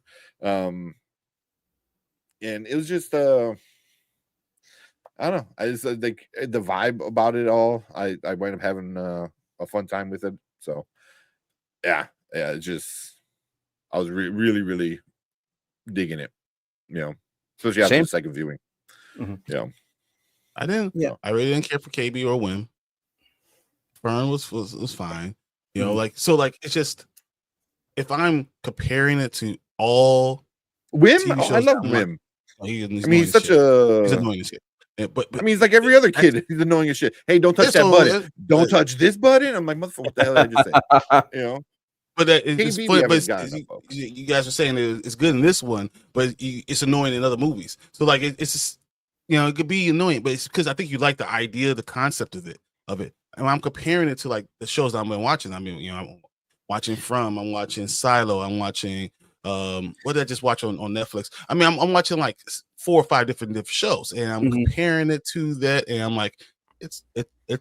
those are all adult shows. Yeah, like, I think this overall, is a family show. yeah, and I think my kids you didn't hold my kids' attention at all. I think it's more of a 80s show, and maybe a young boy. But yeah, right as of right now, the girls had nothing to do with this, and I don't know. Well, I think getting the right actor is like 90% the battle. I think the actor that they've selected to play Wim really sells it. It's a really big gamble getting a child actor who walks that fine line between, executing the role and being an appealing character to audiences, because how many kid characters do you watch and you're like, oh, I can't stand this kid, but he does it just right. Like I like the kid. There's times where I'm like, dude, why are you pushing that boy? Don't you push that button. But then, but at the same time, I think the actor sells it to the point where you can't help but be charmed by him. So I think, they Give me definitely a timeout in my house. Give me a timeout. So no, like, I don't. That's my life right now, man. That's not for me. Like, 'cause my girls, though, you follow what I tell you to do. You push the button. Oh, you in timeout. Turn around. Yeah, We but going nowhere. when you're not around, and it's just the friends, and now there's no authority. And then what is gonna do? When my girls, they're still afraid. But it's like if somebody says like, "Don't touch that button," but it's like, you're not my boss. Like, my daddy's my boss. My daddy's not here, so I get to touch that button. They know better. But I think also that it does dive into the character more, because once again he's lost his mom, right? Yeah. So his dad's never there. So it's in that realm where I have no parental authority. Things that someone who's going to be he's strict, but he's not there. He's not involved in my life. So like I understand. I'm still on. I'm not on the part that is bad. I'm just not on the part that is good. I'm just on the part that I have to wait, because all of a sudden I get in because I like the concept of something, because you tell me it's Goonies in space and it has Star Wars, it's going to have Jedi. I like this stuff, right? But I'm not going to be taken in by that. I want to be taken in by the story, and I have to see what the story goes to say like I'm definitely in or not. Yeah, I mean, is a part of me hit? I don't think I hated anything. Can the show turn to complete trash? Oh yeah, like there's still a good chance this could turn into crap. Yeah, we're only by 2 episodes in. By the 8th episode. And the second episode was like, I blinked and it was over. I was like, what? Really? Yeah, fast one. Yeah, and but that's just a Disney problem, man. With all their shows, it's so annoying. That they're so short like that. And the second episode can, basically be summed up as they go to a planet. Exactly. Go to a planet and find a stranger. I don't know. You get some backstory, because that's when you find out about their planet is kind of hidden. The money Wim has is not just like lunch money. Like, it's a fucking small treasure, that he has in his sock. Yeah, I'm really kill him over. Yeah, I'm really interested in seeing the explanation for what's the planet Atlan. Yeah. Why everyone's just kind of so mesmerized by the mention of its name, like you said, the currency that Wim had. So I hope there's payoff, and I hope the payoff I hope the payoff works. I have hope that the payoff is going to be good, just because John Watts is show running it, and he's pretty good. He's good. I'm not gonna lie, he's pretty good. So yeah, so I'm cool with him being in charge. Also, I didn't realize until later that Nick Frost was the robot, was like the pirate, one-eyed Yeah, Willie robot. yeah. You It know, or sounds just like him. kind of, Uh, That like sure was Nick So Nick, Frost. it I don't sounds just like know, I was thinking about. It was like it's Shaun of the Dead. As soon as I heard, it, I was like Shaun of yeah, the Dead. yeah. It's That I'm sure exactly not a like was big Nick fan of Frost. Shaun of the Dead, And I'm kind of but ashamed I didn't realize that because I yeah, absolutely love Nick Frost. I think he's awesome. yeah. But now we have both Shaun of the Dead guys in the Star Wars universe. Mm-hmm. Simon Pegg exactly. Yep. was in Force Awakens, and now Nick Frost Mm-hmm. is in this one. So, but yeah, but I'm digging it so far. I have a lot of questions. Like Neo is so damn adorable. Mm-hmm. Neo is so adorable. I forgot what his what that race is, but it's the same blue elephant thing from Jabba's palace, I think. Mm-hmm. Um, I have less yeah, upset and frustration with Neil. Neil, I feel like I understand that kid. I yeah. understand, Well, he's but a he's good still kid. a good friend. He's still a good friend. And, He's the best, man. but he has a good family. He has, Mhm. all these things that kind of make him into that good kid. Yeah, I understand that. I totally do. But Yeah. well, I'm just not totally over the head over heels over it, and I'm not sure it's going to be good. We'll see. Mhm. Yeah. Yeah. Yeah. Yeah. I'm just kind of curious to where the story is going to take us, because obviously the story is them trying to get back home, Mhm. and there's going to be stuff happening in between them going back home. I mean, Jude Law is going to be. Yeah. You said the guy who tried to do the heist, and Yeah. the whole story about the heist is probably from his crew, because that's a whole planet full of Like pirates treasure and or treasure. And the Yeah. idea is like, okay, we're gonna go take these kids home because this place is actually exists. They're gonna take us right to the treasure, and then he's gonna find out, he's gonna fall in love with these kids and all the other stuff. So, well, Yeah. I just want to be good, Yeah. and I don't trust Same. Star Wars. I just don't. Yeah. I Yeah, mean, yeah. there's some diamonds in the rough. Mandalorian season 1 was awesome.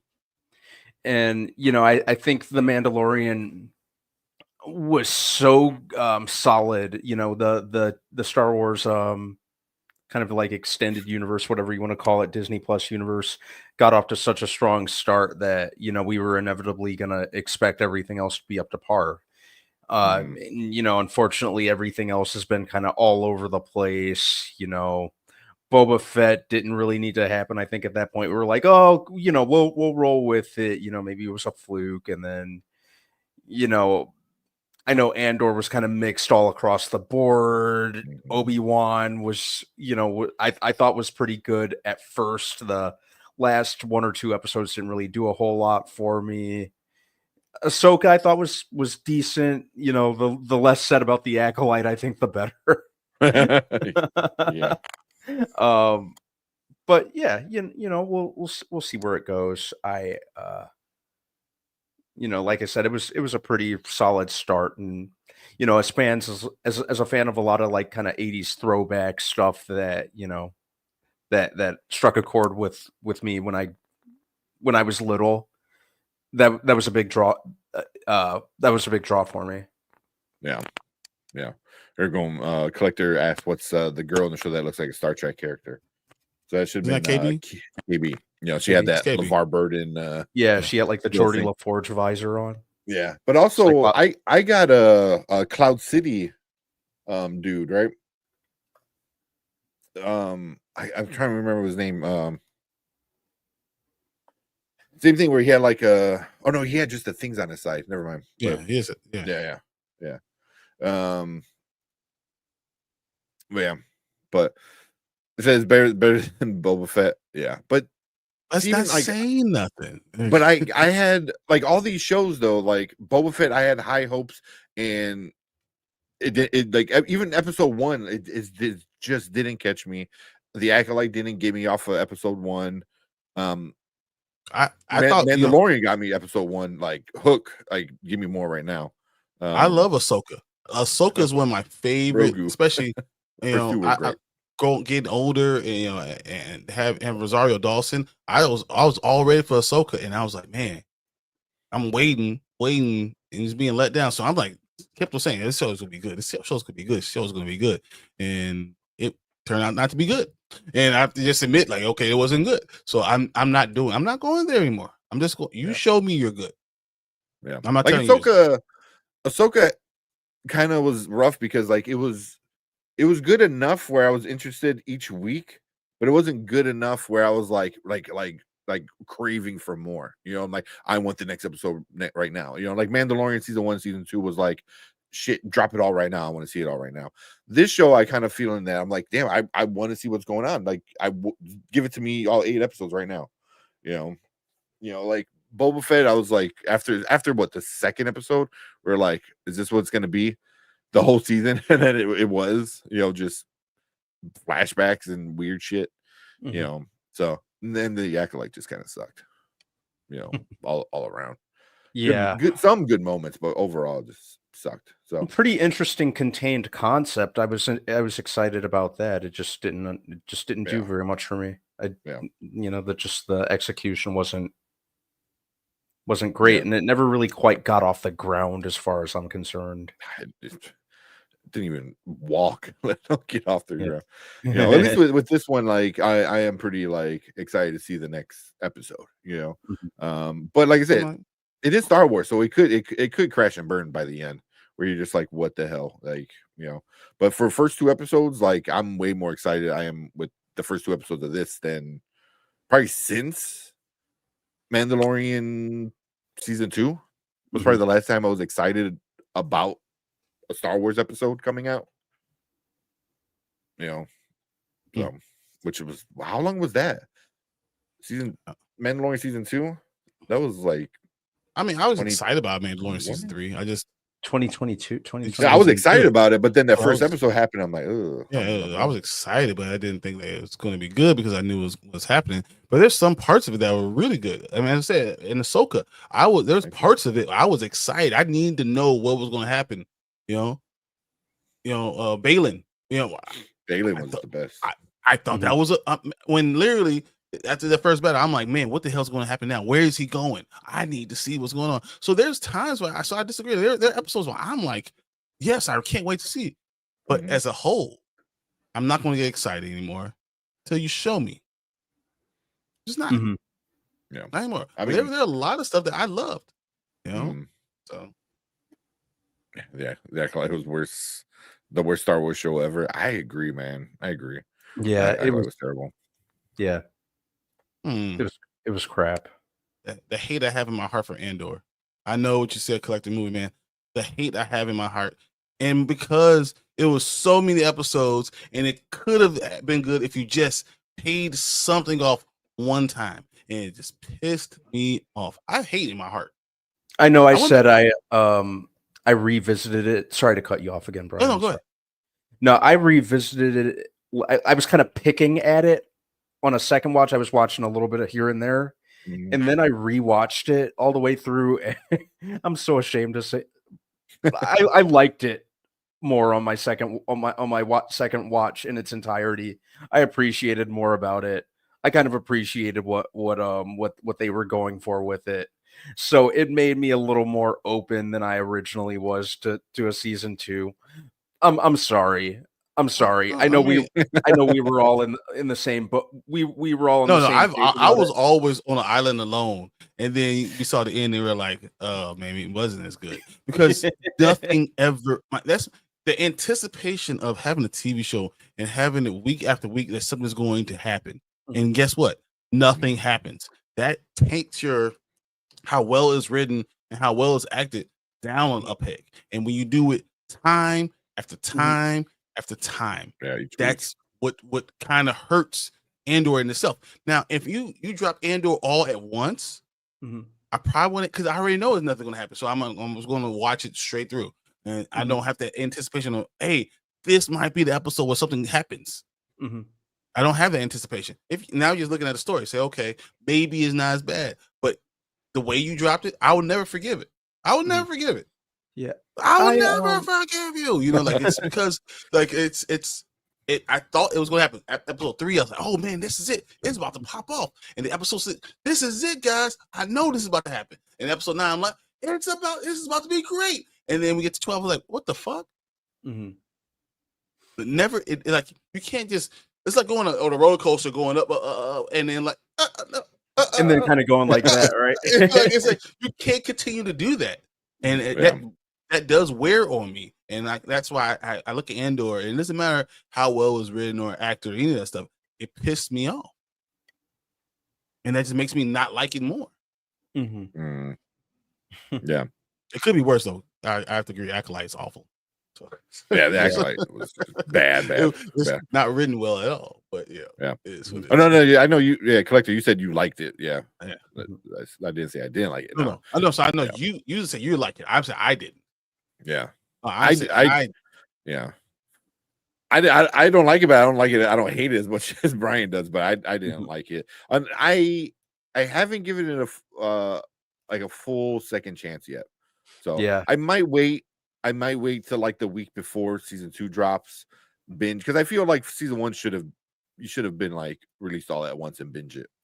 Mhm. You know, exactly. But yeah, I like probably wouldn't Brian was hate it as saying, much. like because every week you're waiting every week and every week and every week, and you're just like, you know. But I'll probably watch it again right before season 2. You Yeah. know what Andor reminds me of? What's Remember that Family Guy episode where the Star Wars one, and they were like, dun, and they go to the next person, dun, and then they keep on looking down, and it's like it goes for like 10, 12 times. Keeps going. That's season 1 of Andor. That's season 1 of Andor. Like, okay, something's about to happen. Something's about to happen. I guess nothing's about to happen, and it's over. And that's it. Yeah. She said, I was good with Ahsoka. The Mandalorian was dope until it wasn't. Yeah. Like I was good with Ahsoka. That's the thing. Like Ahsoka, like kept me invested enough where I'm like, okay, but I wasn't like ranting and raving. Like it's good. Like I'm really enjoying it. Like they had moments for sure.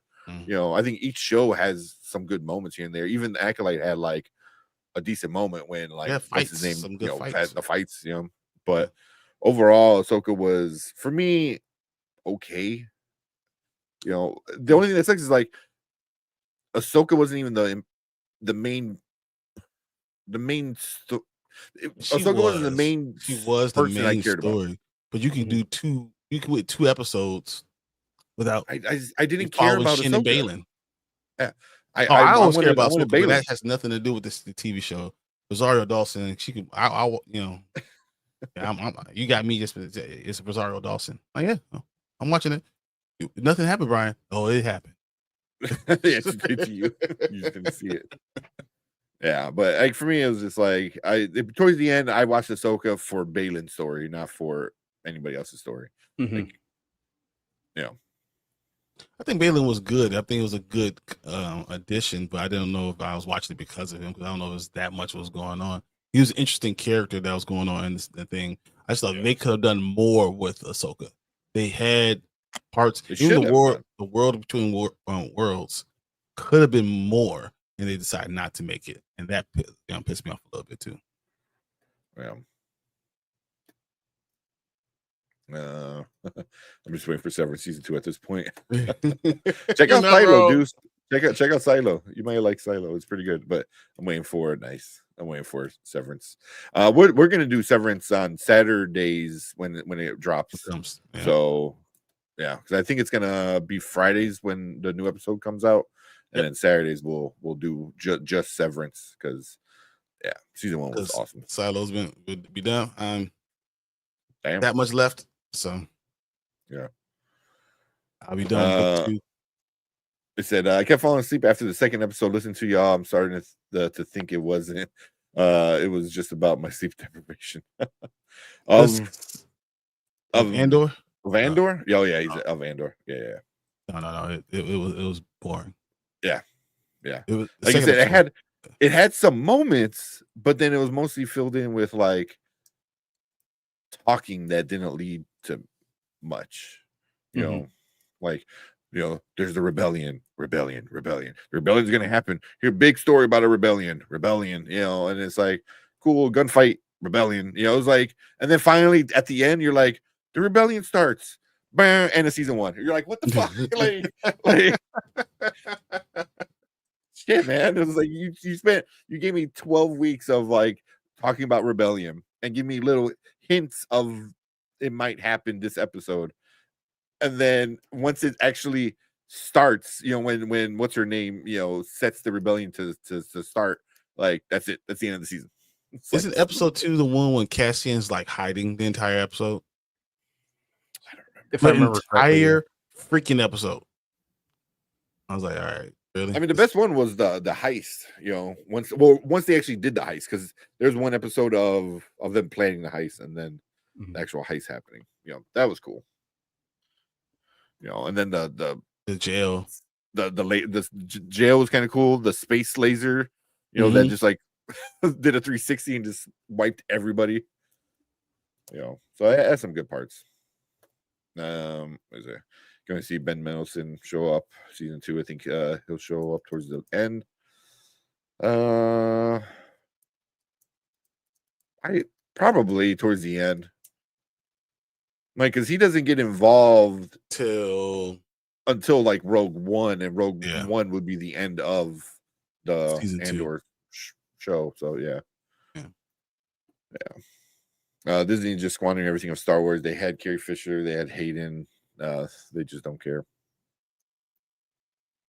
All right. I mean, Hayden's been doing some stuff. So we'll see. He bounced. That was one of the coolest things to see him in Ahsoka. It was. That was super cool. That was really awesome. That was one of my favorite things about Ahsoka. Seeing him show up. I think kind of like the duel scenes, and they it was kind of like a flashback, but not quite a flashback. It was just enough. I think they handled that pretty well. That was one of my favorite things that really stood out for Ahsoka for me. So I think Hayden really, really does good as Anakin, or really especially shines when the writing is on his side. And I think the writing was a lot more on his side this time. So yeah, it was cool to see him. Cool to see him come back. Kind of happy he's gotten a little bit of something of a career resurgence through this. Because of Star Wars, yeah. Because of all the fans were like, yeah, I guess what happened back then wasn't as bad as what's happened now. So we're playing with the wrong thing, guys. That's I know. Like, if I had to pick between this and prequels, like, give me prequels, please. Give me prequels. And to his credit, I really enjoyed his performance in episode 3. I always thought he had stepped it up in that. Like episode 2. I mean, that one was the best one. It's by far the best. Oh, easily. Of the prequels.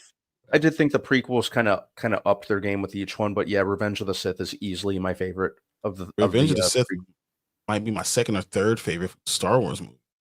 Right? Second or third. It's probably my third, but it's close. It's close. It's my fourth. It's you think the original. I think the original Star Wars is overrated. It's overrated. It's my and Empire Strikes Back is the ish. The Empire Strikes Back is probably my number 1, followed by Return of the Jedi, and then probably after that, it's almost a tie between Revenge of the Sith and A New Hope for me. Revenge of the Sith, the fighting there, the stuff that we saw at the end of that movie puts me. I think it's better. It's a better movie than New Hope. New Hope's more important. Yeah, don't get me wrong. New Hope is way more important. But the seeing of Darth Vader and how he became him, and then seeing Order 66, and I mean, there's just thing after thing after thing that you really, when you really sit down and look at it, like it's good. Yeah. Deuce is agreeing with you. Man, give me lightsabers. That's all I need. I think Revenge of the Fifth is my third favorite Star Wars. Revenge of the Sith. I think it's my third. Yeah, that's exactly. Hey, we got Travis in the house with a super chat. All right, appreciate it. He goes, all right, rank the Star Wars movie, man. All right, we'll do this. We'll do this real quick, and then we'll move on. Get $4.99. We definitely do it. Say not real quick, but we'll do this, and then we'll move on. Who wants to go first? All 9 movies. I'll take a shot at it. All right, so Empire Strikes Back, Return of the Jedi, Revenge of the Sith, A New Hope.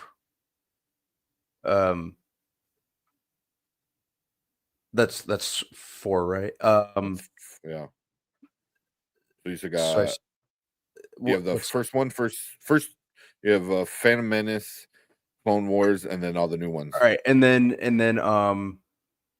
Revenge of the Sith,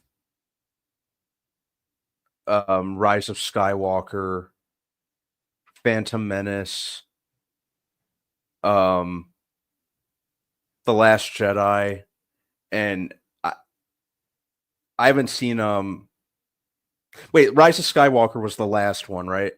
That Did I was the say last one. Yeah. What was the first one of the sequel series? Force Awakens. Force Awakens. That's what I meant, not Last Okay. Jedi. Yeah. And then after that I said, or yeah, Force Awakens, not Rise of Skywalker, and then The Last Jedi, and then The Rise of Skywalker, partially because I haven't seen the entire thing, because I kind of put it on my personal blacklist after The Last Jedi. Yeah. So by default, I will put that last. Yeah. Okay. Do you want to go next, Brian? Yeah, sure. Why not? Empire Strikes Back is number 1. Not close. It's not up for debate. It's just not. I'm going to go with Return of the Jedi 2. Then I'm going to say Revenge of the Sith 3, followed by New Hope 4. After that, I'm going to say Force Awakens 5. I know that's really high for people. People are going to be like, what the hell? But I think Force Awakens is 5 for me. But then probably Attack of the Clones 6. Attack of the Clones 6. What am I missing? Menace. Oh, wait a minute. But are we including Rogue One? Or are we just doing if we're including Rogue One, I'll put right after those first 4. The 4 I said. Rogue One will be next. Yeah. I see that. I think Rogue One would be my 5, and then everything. Yeah, didn't even realize we were including like the spin-offs and stuff like that. I always forget about them because but yeah, Rogue One's really, really good. I love Rogue One. It's better Suicide Squad movie than Suicide Squad. Both of them. I think Phantom Menace is my second to last. With my third to last, because Rise of Skywalker is my last. And then what's the one right before that? Return The Last Jedi. The Last Jedi is like that. So like those 3 are on the bottom, and everything else is great. Yeah. I think Rogue One definitely needs to be up there. It should. I think Solo. I didn't like Solo. I thought Solo was just fine. I just thought it was passable. That's probably the biggest compliment, the best thing I can say about it. It wasn't the worst, but it was. Yeah, it was kind of just. Yeah. Just there. Yeah. There's worse ways to spend 2 hours. That's how I look at it. Yeah. At least you get Amelia Clark and Darth Maul. Yeah, so exactly. It's not the worst. Yeah, for me, so Empire Strikes Back number 1, Return of the Jedi number 2, number 3 would be A New Hope. Number 4 would be Revenge of the Sith. Number 5, I would probably put Rogue One. Yep. Number 6, I would do Force Awakens. Number 7, I'll probably do Phantom Menace. More than Attack of the Clones? Yeah, Attack of the Clones sucked dick. It was so fucking bad. Like that's one of the worst of all of them. It was so bad. No, there's so many more worse. Bad. That's all. No, I mean episode 8 and 9 are worse, 100%. I think Solo's worse. I think Solo is on the same level of Attack of the Clones. I like Solo better than Attack of the Clones. I can watch that. Attack of the Clones was just it had a good fight scene, but it was so stupid. I mean, the dogfight with Jango Fett, I thought that was decent. I didn't think anything in Solo was that good. So Yeah. You know, Well, but yeah, I mean, I understand where you're going. but you know, both of those are kind of like right there for me. You know, with because you know my bottom two are The Last Jedi. Well, I would even put Rise of Skywalker higher than Last Jedi, just because The Last Jedi ruined the Rise of Skywalker. You know what I mean? Like Rise of Yeah. Skywalker had no chance in hell because of The Last Jedi. The Last Jedi killed that third movie. So it didn't matter. It didn't matter if there's no way it was going to be a good movie. Tank, I got one thing to say. Somehow, Palpatine returns. Yeah, that was somehow. Come on, that was somehow. the worst. That's literally the words you use. You will say somehow Palpatine returns. Yeah, that's one of the worst reasons in any movie ever. Like, Yeah, how tacky can you get? That makes no sense. I just feel like Oscar Isaac was like I'm really saying this. I'm really saying I have to read this bullshit. Yeah. You know, so you know, but I mean, but that's why it was like, so, because somehow you have to make a new bad guy after you killed the bad guy in the middle of the fucking story.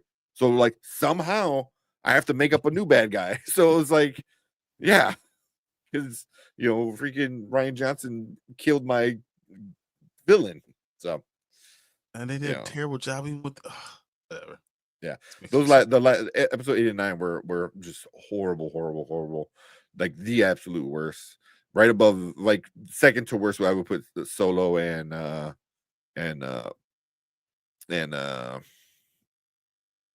Clone Wars.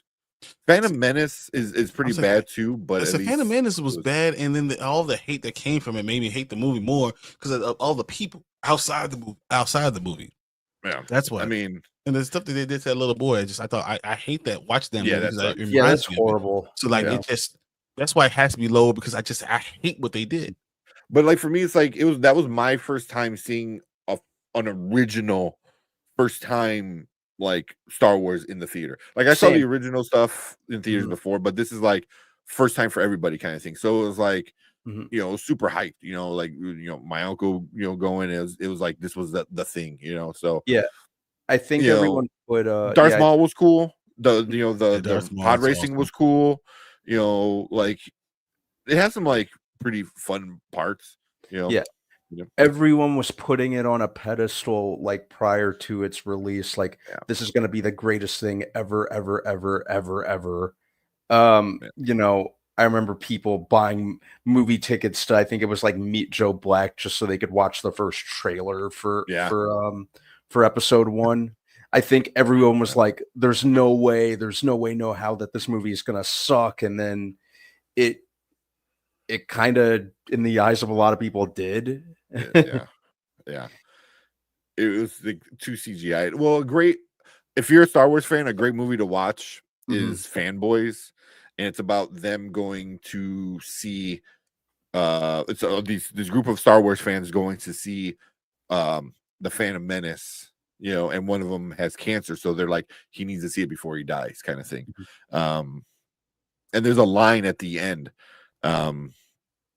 You know, obviously I don't think it's a spoiler that only the kid with cancer gets to see it, but he has to sign NDA, so he can't tell his friends, you know. So like they all gave up their chance to see it just so he can see it before he dies of cancer. So at the end, they're all sitting around and they're all kind of like picking his brain, and he's sitting there just kind of cozy, not really saying much. He goes, sometimes you got to know what's important. Sometimes the shitty, you know, puppets, you know, and the corny lines is what makes something great, you know, not the CGI, not like all this, like, you know, high-end actors and stuff like that.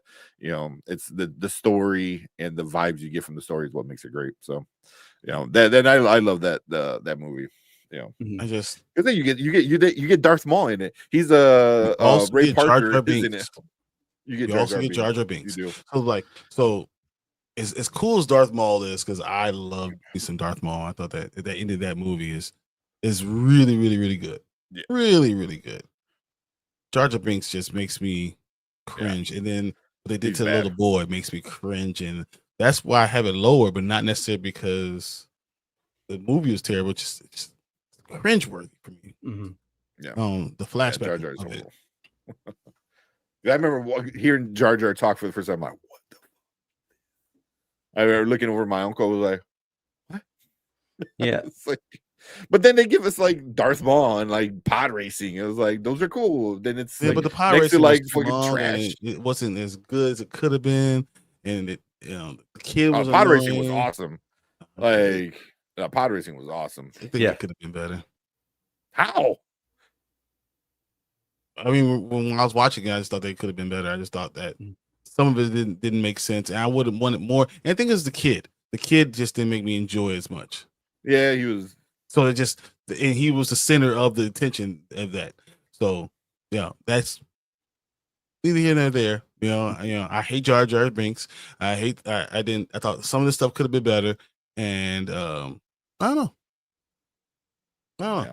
I mean, it's still on the bottom of my list. It's not like it's the best of the crap, pretty much for me.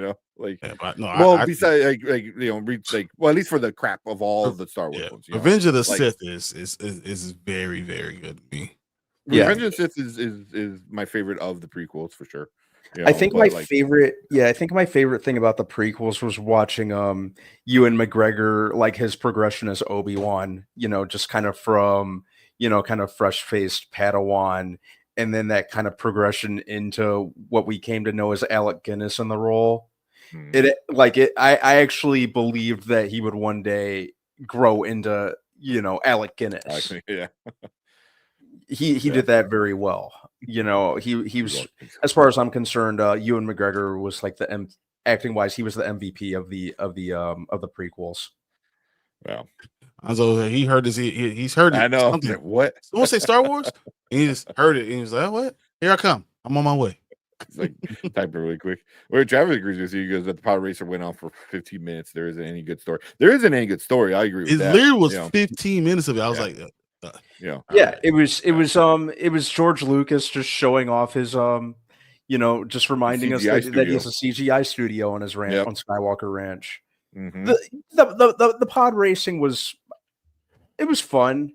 I think I like the video game that came out more. The video game was awesome. The video game was a lot of fun, long, right? It was just too long. It was just it shouldn't have been forever. They could have chopped that by like 7 minutes. Something like that. But no, I was fine with the pod racing. I think kind of thinking about the prequels, I think that was probably that in the Darth Maul, the Duel of the Fates were like my two standout scenes. Yeah. Oh yeah. That's pretty much it.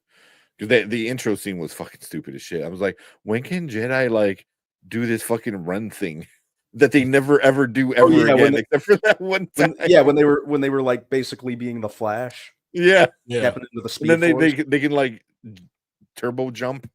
I was like, when? They use the Force. Obviously, somehow they could jump higher and faster than everybody else. Yeah. He's like, oh my god. Well, yeah. The jumping thing, because even Luke briefly did that in The Empire Strikes Back, right? Yes, he did. He's fighting Darth Vader. He jumps out of the pit, right? Yeah. That little 100% did. That's right. Forgot about that. Jedi speed. Instead of the speed force, it's just the Force. Mm-hmm. They have powers. Yeah. Luke did do that. I'm still not gonna give Phantom Menace a pass for Jar Jar Binks. You can't just do that. So I thought that the pod race is a little long. Jar Jar Binks is bad, and killing off Darth Maul makes me not like it as much. Yeah, and you didn't have to do it. You didn't have to do it. Jar Jar Binks, in hindsight, George Lucas just wanted to make a Chewbacca for the new generation, like a mascot character, and it just backfired. No, it was not for the kids. For the kids, it was for nobody. Exactly. No, it was not for the kids. It was for racist people to say more racist stuff. I don't need that. Yeah. I remember watching it was like, what the fuck is Jar Jar? The whole thing is, and then the head Gungan, the big fat one. It was like, what the fuck are we doing? Like, what's even going on right now, right? Oh man, yeah, that was so bad. But as much as I don't like those, I still say, Return of the Sith is really good. It really is. Yeah, I enjoy Revenge of the Sith. Revenge of the Sith, yeah. It's so good. It has to be 3 for me. At the end of the day, it has to be 3. I think it's better than New Hope. I can't. There's no way I could put it above New Hope. Like the New Hope just is. I mean I can watch them both all the time, man. I usually do whenever they're on TV. But the end of that the last hour of Revenge of the Sith might be the best. Like, last 45 minutes of Revenge of the Sith might be the best 45 minutes of any of the movies. It has the best lightsaber fight, like for sure. Yeah. We're all classmates. Obviously, would you like Jar Jar? I mean, I was a kid when I went to go see it. I didn't like it. Yeah. I immediately felt it was awful. Well, was I a kid? I was probably in high school or something like that. When did Phantom Menace come out? Phantom Menace came out in May 1999. So I was 14, 15. Yeah, I was in 9th grade in May of 1999. Yeah, I was in 9th grade. Yeah. But I was still in 8th grade in May.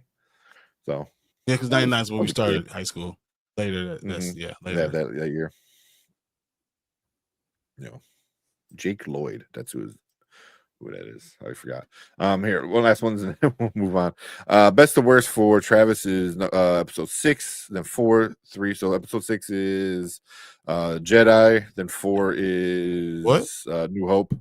6 is Revenge of the Sith. No, episode 6. Yep. Episode 6 is Revenge of the Sith is number 3. Prequels. I guess if you go 4.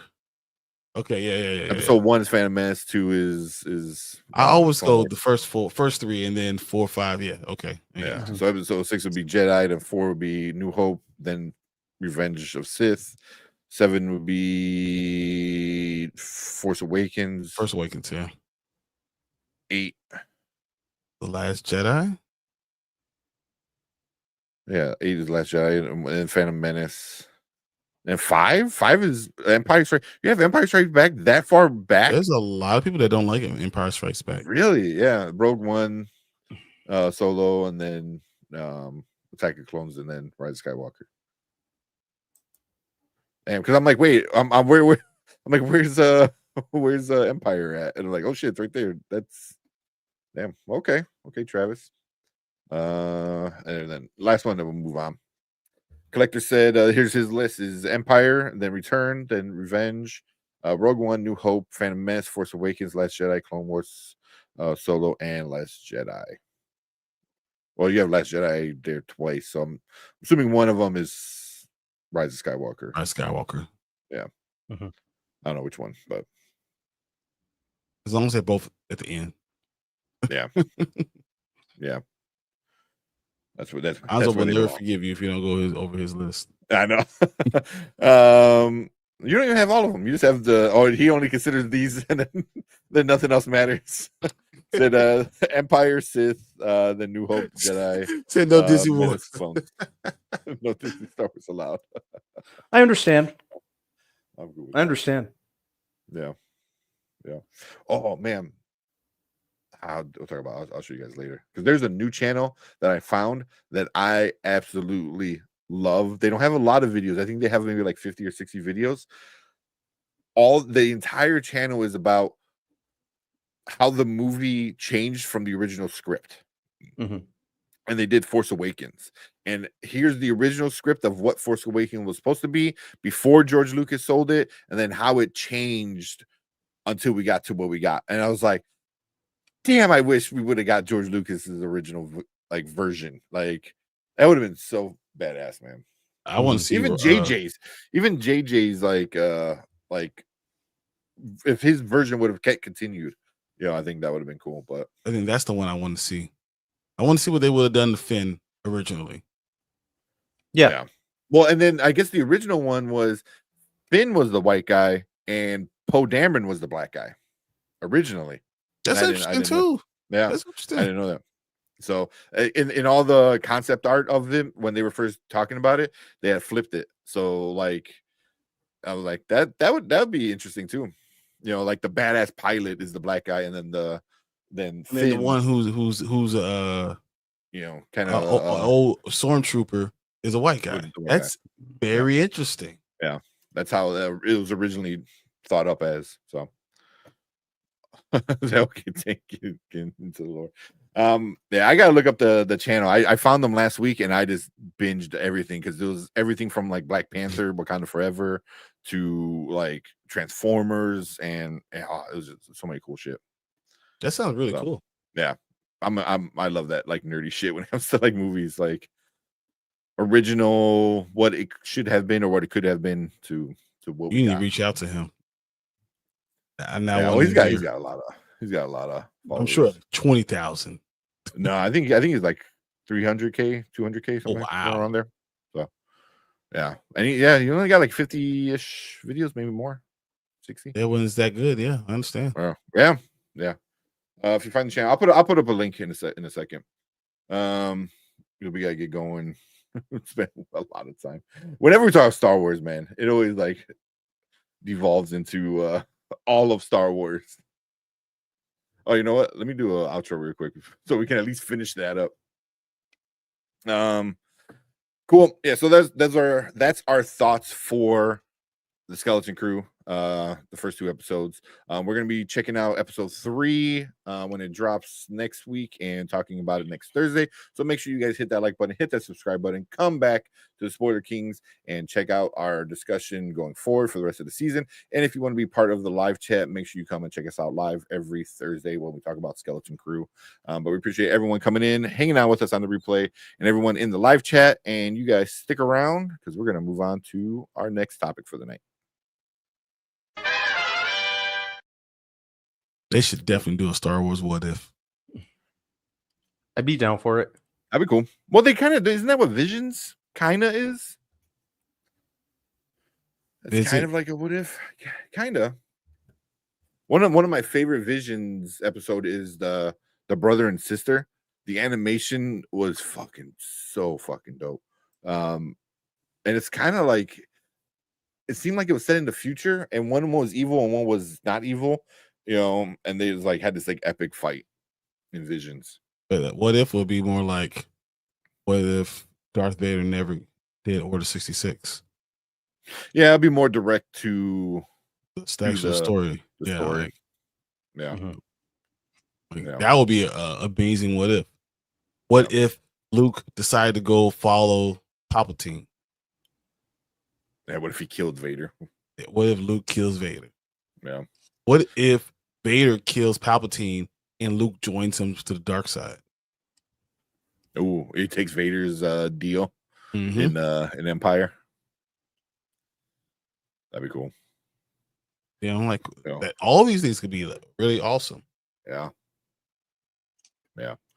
Are we gonna do any trailer reactions? Yeah, if we have time, because we're gonna talk about Creature Commandos right now. Yeah, and then Commando. Yeah, man, y'all give them ideas. Take them, do that something with great. them. I would love that. Yeah, absolutely. What if Qui-Gon? Oh yeah. Me instead of Anakin, just because he wanted Sky Booty. What if Qui-Gon Jinn didn't die? He was able to train Anakin. Yeah.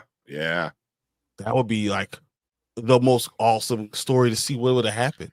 Yeah, or even what if Anakin was able to save Shmi, so he was able to actually save her instead of watching her die. Yeah. So, yeah, you can have some cool stuff. You can have a lot of cool stuff with that. That'd be really cool. Do animated. Go pending. Yeah. I can't find creatures yet. Really? It's a HBO Max. It should have dropped in Canada. Hey, Anzo, if you message me on Twitter, if you need me, I can give you my password, or I'll play it on Cosby now. Just let me know. Oh, there you go. Yeah. I can play it on Cosby right now. If you want to do it, just let me know.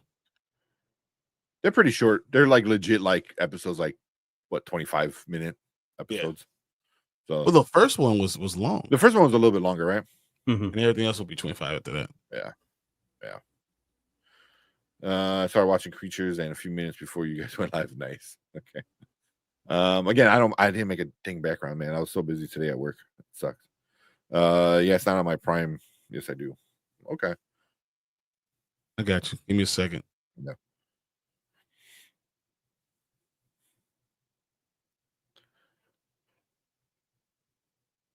Oh man. Well, he does that. I'll look up that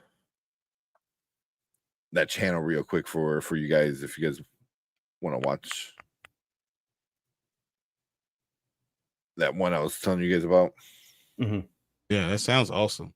It is, man. It's a lot of fun. The same thing with like Secret Galaxy. Like they do deep dives into like random things, which is super cool. Like a lot of history of stuff. But this one is just like specifically like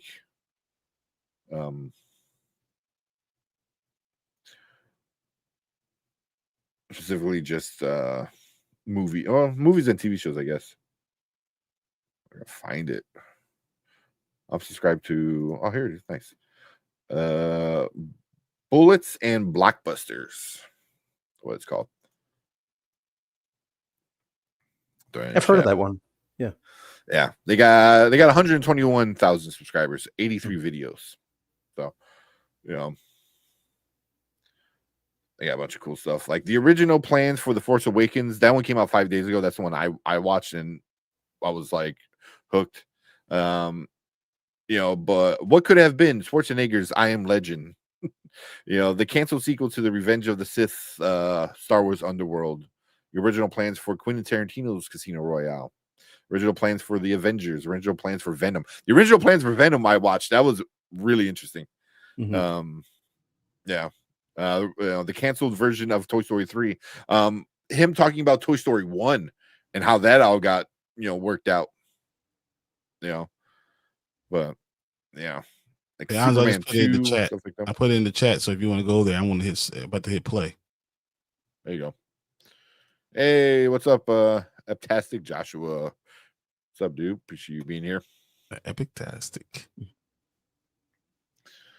I'm gonna watch Silo. Y'all got me. Watch it, man. It Dude, is so good. Is so good. You're going to love it, man. New episode drops tomorrow. Actually, in like an hour. So yeah, he said he's in. Toy Story 5 better have Skibidi Toilet. I'll die. I don't want to hear it. Yeah, what could have been Joker with Leonardo DiCaprio? You know, so like all these things of like the original plans for Ghostbusters, you know, the original role in the Dark Knight Rises, you know, what could have been Empire Strikes Back, you know, the Snyderverse, the original plans for the Snyderverse. So if you're into that, you know, I hate that. I know. Oh yeah. You know what I mean? Yeah. You know, the Eric Schultz version of Back to the Future. Like there's some cool shit, you know. That sounds the original plans for Elf and the sequel with Jim Carrey. So yeah, definitely go check it out. I had what could have been with Blade. Ooh, I have to watch that one. Like there's still a lot I haven't watched yet because I just found out about this like a couple days ago. So this has been what I've been watching. But enjoy. I like all that nerdy stuff, so hopefully you guys do too. Yeah, Secret Galaxy. That's another one I watch a lot. Galaxy is awesome. Yeah, come on, guys. He had one that came out today. Talked about Mystery Science Theater. So, you know, yeah. He did one last week or 2 weeks ago with Monopoly, that was a really interesting story. I didn't know how big it like how it was all like it was built in Chicago. Really? Yeah, Chicago had a big like the person involved in it was like a Chicago person. So yeah, but the history of Goosebumps, stuff like that on Secret Galaxy. So there you go. Hopefully, give you guys some new channels to go mess with. I'm just copying it.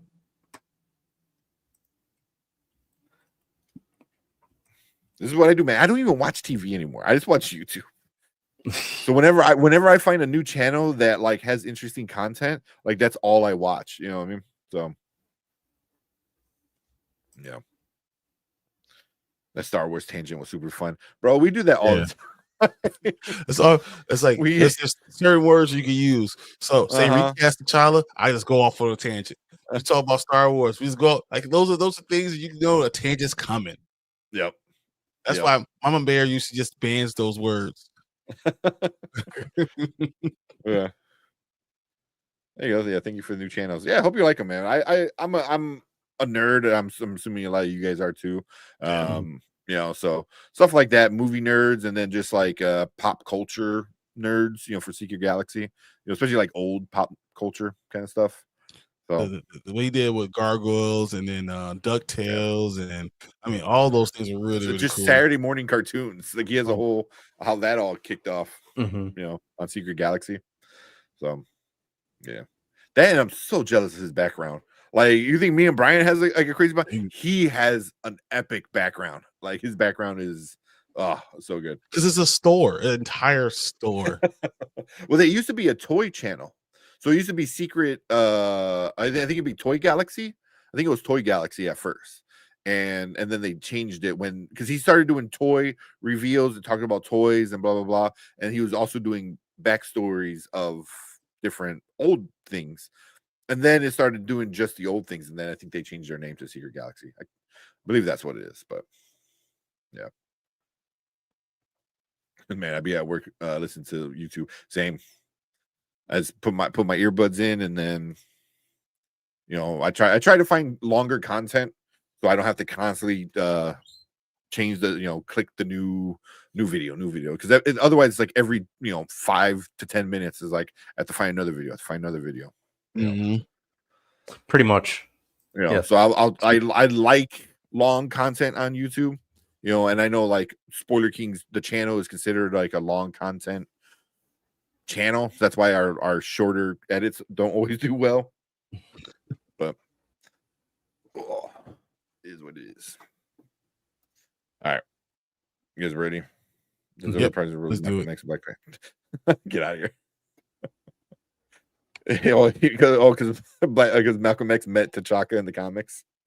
That's what they're gonna do. Yeah, that would be awesome if they did that, but that's no. Oh yeah, no problem, man. As we, bro, especially when like they take like it's somebody else taking like a Twitch one. I don't know if you guys ever watched that. Like they put a freaking ad like every 2 minutes. It gets so annoying, man. It gets so annoying. But yeah. But if you have YouTube Premium, I think you don't get the ads. So, which is nice. Cool. Silo is from, huh? It's not. I mean, I don't know From, but I think From is a lot of supernatural and stuff, right? So I don't know. Could be wrong. I need to watch it because I know you guys are doing you and Anzo are doing you're starting from the beginning. Like this past week was episode 1. That might be a good reason for me to start watching it so I can like be in the chat and actually talk about each episode. That's what the whiteboard's about. You gotta wait for it. All ideas I bring those up. Nice. Yeah, so I might stay up with you guys while you do your rewatch, stuff. So, all right, let's talk about Creature Commandos. I'm really excited to know what you guys think about it. So, yeah, let's do it. All right, what is up? Welcome to the Spoiler Kings. My name is Tank Kramer, Brandman Brandon, Brian the Grizzly. And we're going to talk about the first 2 episodes of Creature Commandos, the official launch of the DCU, the new James Gunn DC Studios, his new, rebooted universe. It is on HBO Max. So we are going to get into spoilers for the first 2 episodes. So if you want to hit pause here, go check out those and come back and join the discussion. We appreciate everyone coming in, hanging out with us in the live chat. So leave all your comments, and we'll get to the comments at the end of the discussion. But yeah. With that being said, Brandman, what you think about the first 2 episodes of the DCU? Look at my notepad here. Okay. So, first and foremost, the James Gunn influence was very prominent. More on that later. It felt very much like James Gunn. I liked that. I liked that. I liked how much it hit the ground running. It really didn't waste any time plot wise. So they lay everything out nicely within the first several minutes of the show. I liked how they developed or kind of give you backstory, how they kind of spread the backstory on most of the characters out, particularly obviously Rick Flag Senior. What was the bride? I liked how they where they went with her, and I'm hoping they do more of that with the other characters. I liked how like a lot of like the violence, the cursing, like the sexual aspect. It didn't feel necessarily like forced or just like ham-fisted in there for shock value. So I liked it. It never seemed there just for the sake of being edgy, is what I'm getting at. And I kind of liked that James Gunn decided to start with something a little more obscure, because when you think DC, you think, Batman or Superman typically, especially in the context of like a casual viewer. So I kind of liked the idea that he started with something a little more obscure. And I also really like the voice acting, particularly from Frank Grillo. I'm always interested in anything that guy's in. I think he's like criminally underrated. So I'm happy to see him in a role like this, and in a role that he's going to get to carry on over into live action. That goes for the rest of the cast too. So that's what I liked about it so far. Yeah. Real quick, Frank Grillo, I think he's the only one that we know so far that is actually in the Superman movie. Yep. As his character from his character. He's not so he'll be but yeah. Well, he's the only one that we know of so far that is going from this show, which is the first show animated on top of that, to the big screen. So I wonder if they can always do all these other people too, but he's the only one that is confirmed because we saw the pictures. So yeah. But okay. What about you, Brian? What you think about the first 2 episodes? I mean, it was like DC saw all the stuff that we've been seeing from Prime, Invincible, all the animated things that we got. I mean, you talk about Harley Quinn a lot, things like that, and they said, "Oh, we could do this too." So, and it feels like what Creature Commandos feels like to me right now, that they're just saying, "Okay, we're going to give you our version of what we could do on more edgy, a little bit more raunchy stories." With that being said, I enjoyed the hell out of I did what they did with the bride. I thought that was really cool. I think it could be good, but I don't know if all the other characters are as interesting as she is. And how interesting you're going to have with Frankenstein coming out of nowhere now. And even the idea of them, fighting each other throughout the ages. Yeah, that was awesome. Or the idea that the Frankenstein monster, having, whatever, the doctor, that was like, what the hell? And they didn't stay on it. Like, it wasn't one of those things like you see it and they will stay on it for 5 minutes. They kind of did it just so you understand the where she's coming from. And I thought that was well done overall. So, I mean, I know I like the opening. I'm just not sure that the other characters are going to catch my attention the same way. And I worry about that overall. Yeah. I think the bride is going to be the main focus besides the main story of Cersei, being the villain, of it all. But I think the bride is going to be it seems like she's the main character, Well, you saw the episode 3. They showed the preview of episode 3. Yeah, I think it's gonna be more GI Robot backstory. GI Robot, which is cool because he's probably my second favorite of the bunch, of the Creature Commando kind of things. Because he's like, is that a Nazi? Can I kill it? He's like, that's not a Nazi. That was funny. Like, that was awesome. I did appreciate that. We gotta jump into this real quick. Deuce, appreciate you. Deuce gave 5 freaking memberships Oh man, that's so man. awesome. Dude, that is amazing. Awesome, man. Let me see who so Sheed got membership. Congrats to Sheed. Collector Movie Man, Brandon Davis, Jared Dwyer, and Mhm. Ty. You guys Oh, all got perfect. memberships because of Deuce. So Mhm. Deuce Falco. I would say Falco. I don't know. He Falco. also says Flacco. I don't know. I don't know. Falco. I know Falco. Appreciate you, coming in and dropping the memberships like that. So yeah, man. Seriously, thank you, man. That's very cool. Yeah, Yeah, that's amazing. super cool, man. Here, yeah. Play a couple. Holy shit, that is crazy good. That was gonna be Bonkers. That's still one of my favorites. He's the best. I love it. Thank you, Deuce. That is awesome, man. Mm-hmm. Yeah, thanks, dude. Yeah. Oh man. Yeah, that's very cool. Yeah. Ace. if you have to if anybody's watching, if for all your channels, you have to accept gift memberships. So go into your channel, I think somewhere in the settings, and you have to actually put that you accept gifted memberships in order to receive gifted memberships. And on YouTube, you can't pick and choose who gets it. Over on Twitch, you can pick and choose who gets it. So here you just kind of whoever's available to get it. So just FYI, if you never got one before.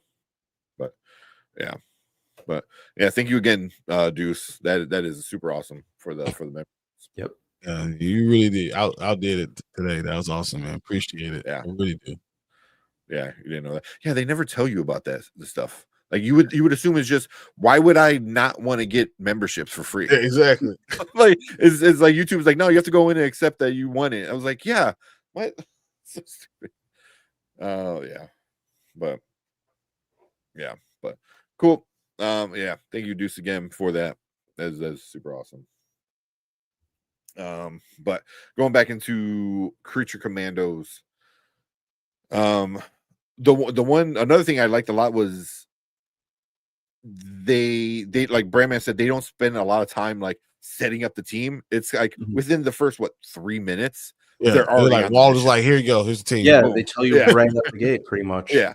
But in that little part when they're setting it up, because it's Rick Flag Sr., they mention about Rick Flag Jr., being killed by Peacemaker in the Suicide Squad movie, James Gunn Suicide Squad movie.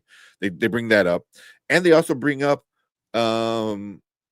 events in Peacemaker. Because Amanda Waller, her daughter kind of outs her and like, hey, this is what she's doing, and that's why they can't use humans anymore. Hence why it's not Suicide Squad, why it is Creature Commandos. So so I'm like, okay, so at least we know a little bit of Peacemaker is canon and James Gunn's Suicide Squad is canon, enough. So I and that was all within like the first 2 minutes of the show, like they're just like boom, boom, like we're doing this stuff. But yeah, and all the voice casting is insane. Cersei is Yennefer from The Witcher. Maria Bakalova, she was from the last Bo-Rat movie when she was like Bo-Rat's daughter or whatever. She's the princess. Frank Grillo, Sean Gunn, Alan Tudyk, is Dr. Phosphorus. David Harbour is Frankenstein. Sick. It's awesome. So were you surprised Flag was able to resist the princess the first time? The first time, I was like, dude, she's fine. And then she took off her clothes. Was like, look, let's go. He was like, no, sense of duty.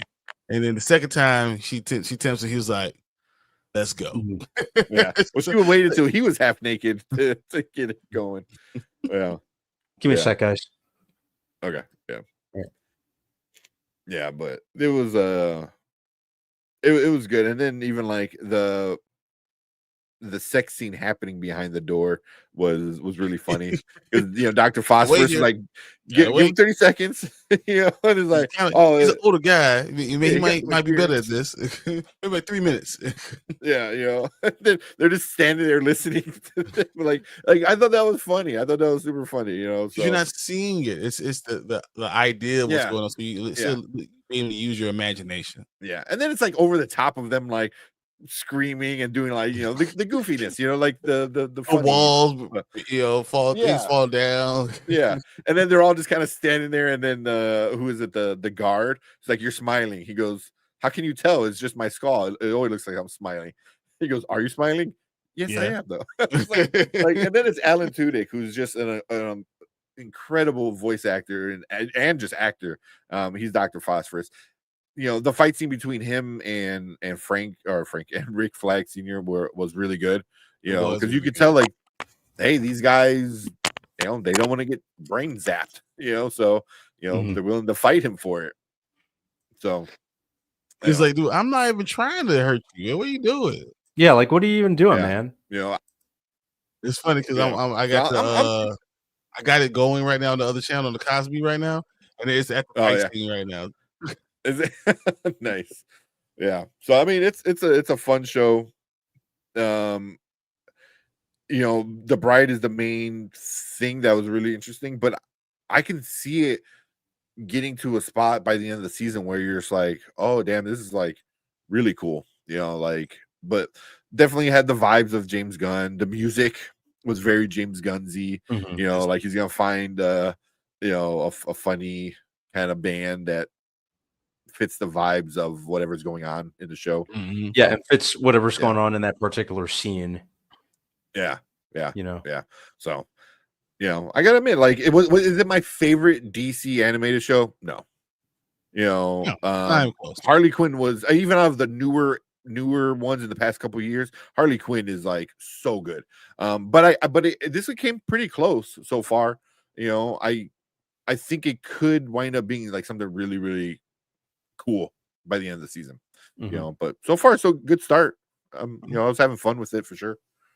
I'm okay with it. I think that they might went through the most interesting characters first, but we'll see. Yeah. I mean, I doubt the Weasel's gonna get a backstory. Even though he kind of did. It just took like 10 seconds. Of him getting the kid. They killed 27 kids. But yeah, definitely have fun with it. I can't wait for some of these to be like Indira Varma, the actress who plays the bride.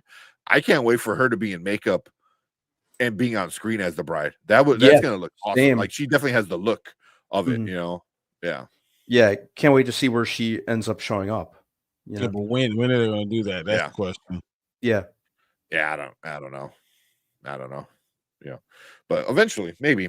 I mean, Rick Flag Sr. makes sense on why he would go in and out of the movie. He's the normal guy, so you don't have to worry about CGI and all that stuff. But I can see Cersei popping up in the Themyscira show. That they wind up doing it. If they just if they could tie her in, because she is connected to Wonder Woman and Themyscira.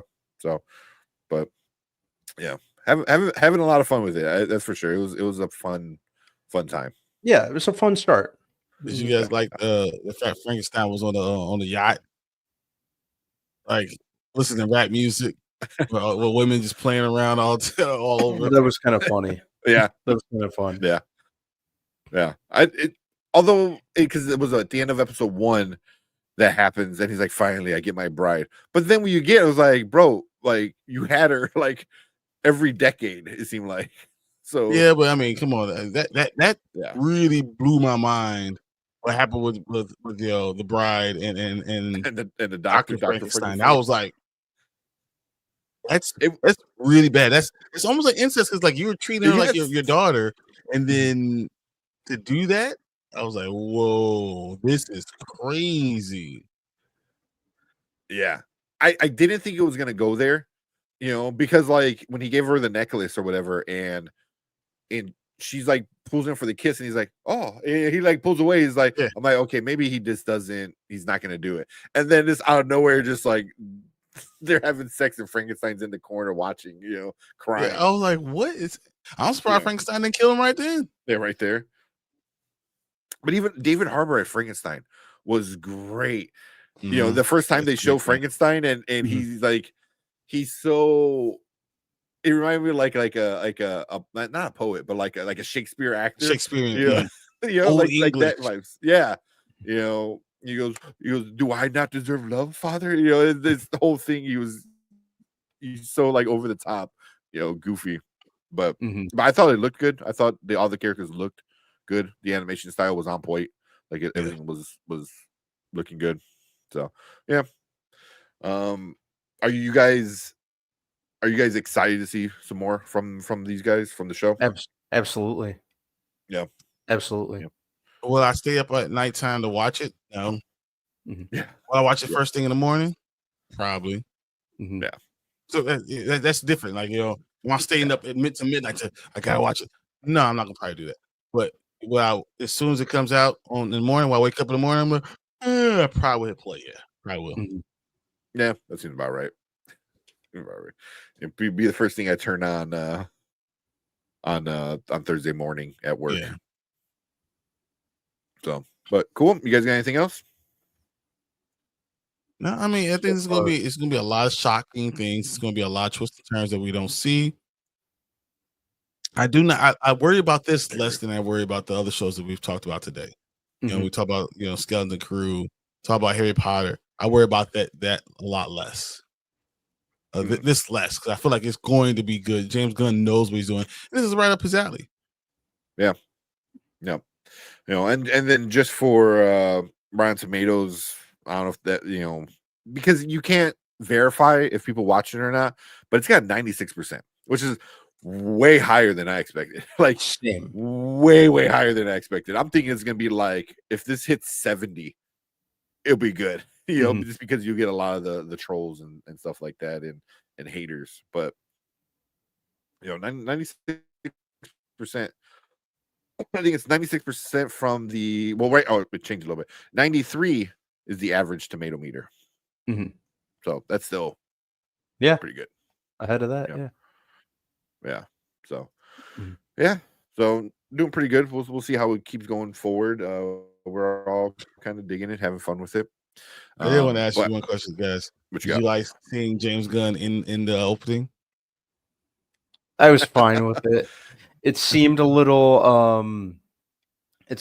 out of place, and I hope he didn't mean to sound as self-indulgent as it kind of came off as, but yeah, I hope we don't make that a thing. Yeah, right. I wonder if it's kind of him like taking control of it. That's what I kind of felt like. I was like, he's like, no, this is mine. I'm doing this, so it either fails or succeeds with me at the helm. Yeah, either way, it's on me. Yeah. No one needs to question. Taking. I did this. This is me. Yeah. So it was kind of funny though, seeing it because it was like, created by James Gunn, produced by James Gunn, written by James Gunn, or whatever. All the little little cartoon of him, like, yeah. So yeah, it was cute, but you can keep it to this. Don't do that for Superman. And he already said Superman's going to be very, very different from this show, like very different, obviously, which is a good thing. Yeah. So yeah, but cool. Yeah. We're going to be talking about this every Thursday as it comes out on Thursdays. So, it'll be a lot of fun going through the next couple of weeks with Creature Commandos, seeing what we get from the start of the DCU. So if you are watching on the replay, leave a comment down below. Let us know what you guys think about this episode or 2 episodes so far. Any theories you guys might have on where things might go. We definitely want to hear from you guys. And if you want to be part of the live chat, make sure you hit that subscribe button. Come and join us every Thursday. We are live Thursday nights, and we talk about this and a bunch of other shows. So come out and hang out with us. But we appreciate everyone in the live chat right now. You guys stick around because we're going to get into your comments.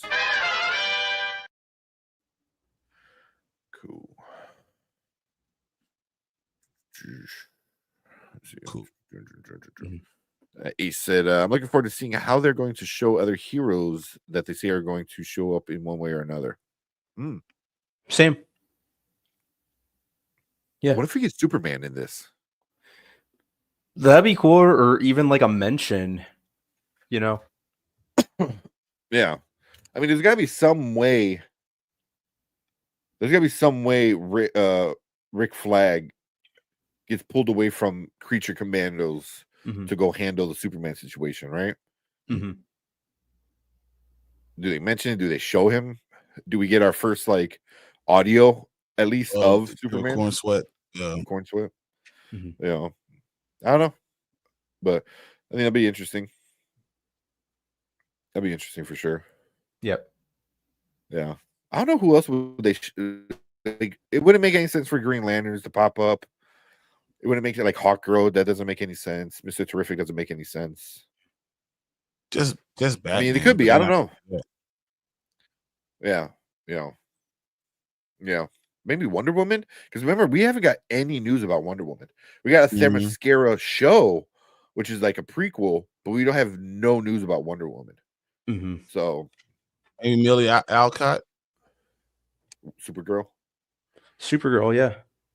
She can pop up. Yeah.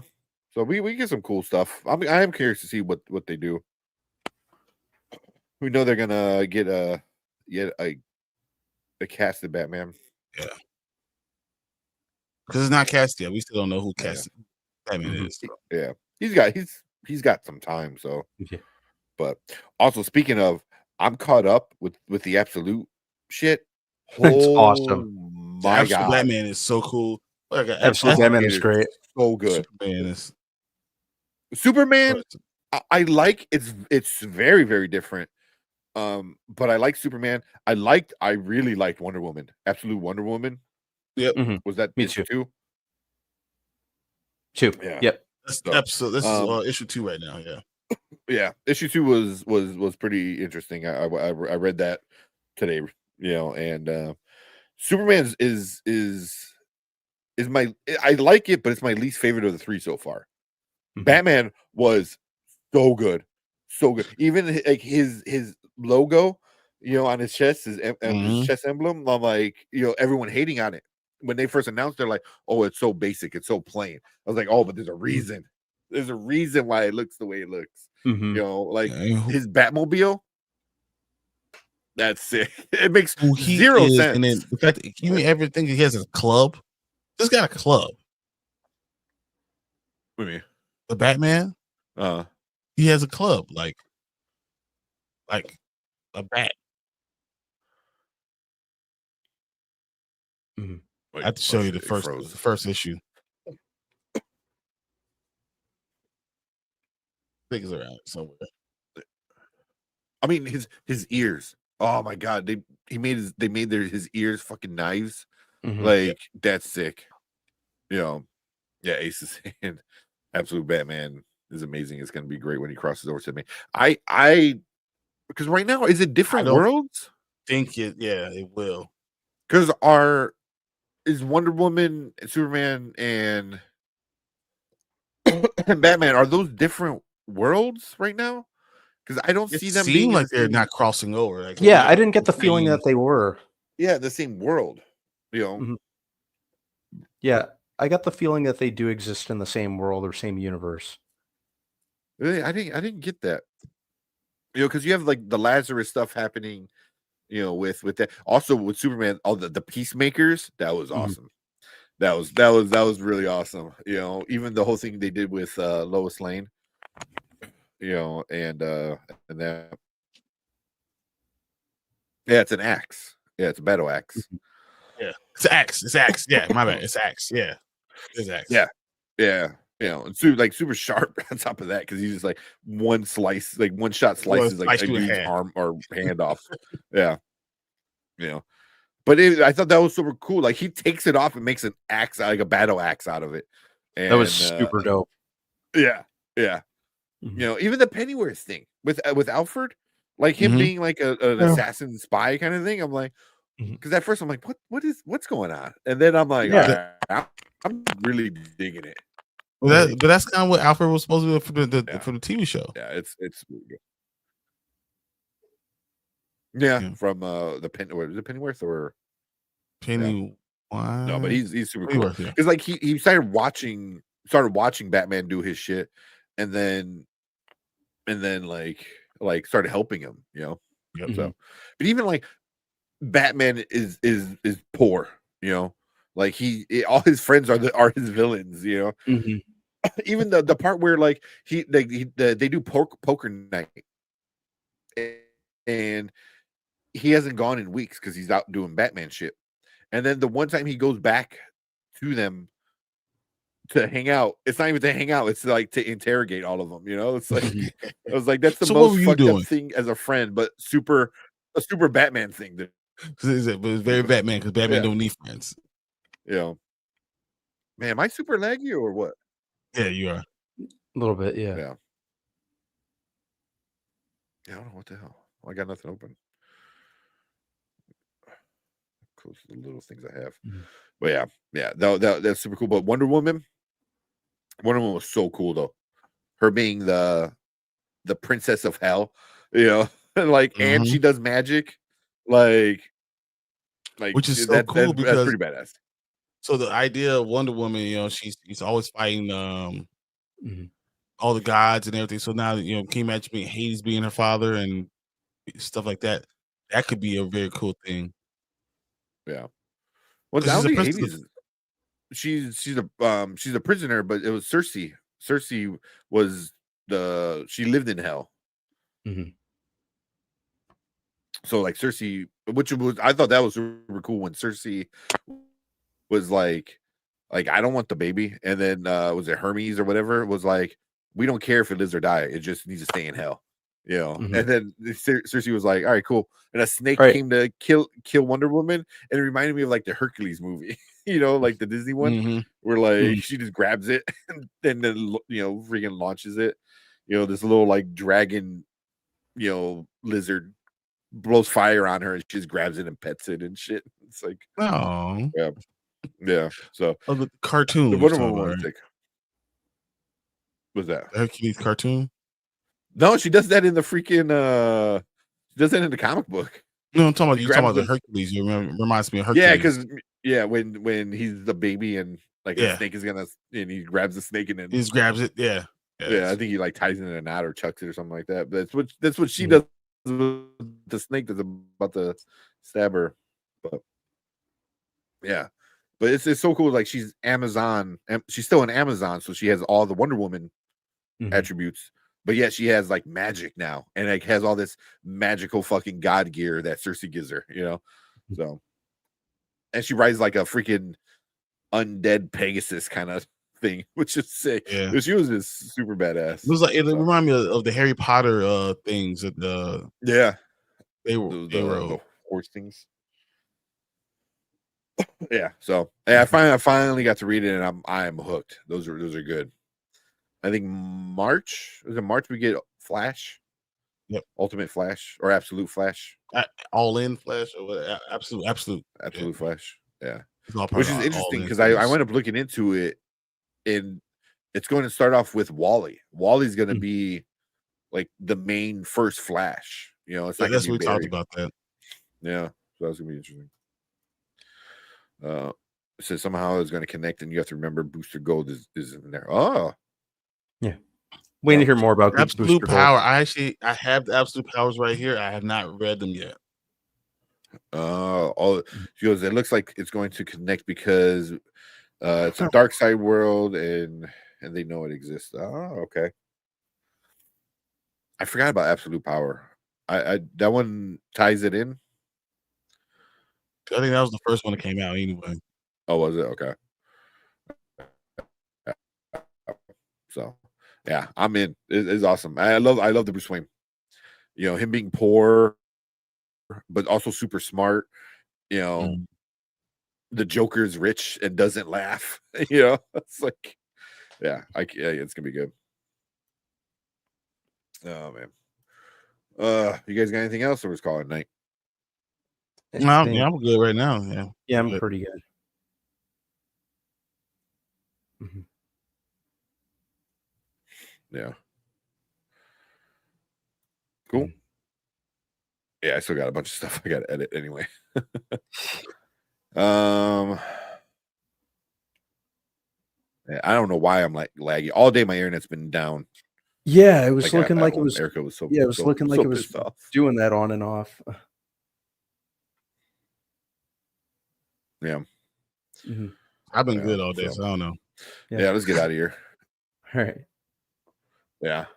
I mean, it was fine, and then maybe the last 30 minutes or so. Yeah, it's all It's been glitchy like this for me right now. Yeah. Yeah, I don't know why. So, oh, I might have lost the internet. Okay. You want to close it out just in case, Brian or Brandon? One of you guys? Brian, go ahead and do it because I'm also listening to this at the same time, so it's hard to gossip.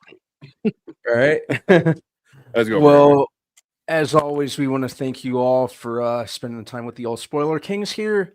We will be back on probably this coming Saturday to Yes. watch and discuss Silo for anyone who's watching that. And, as usual, we will, beyond that, we will be back Mondays and Thursdays as usual. Thank you very much.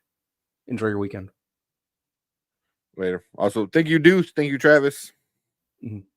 Check us out Saturday on Silo because we will be doing that, and I'm going to be pulling out all the little episodes that we need to talk about. So that's going to be pretty cool. So I can't wait to do that. So we'll definitely see you guys on Saturday. Thank you, guys. Later. All right. Bye.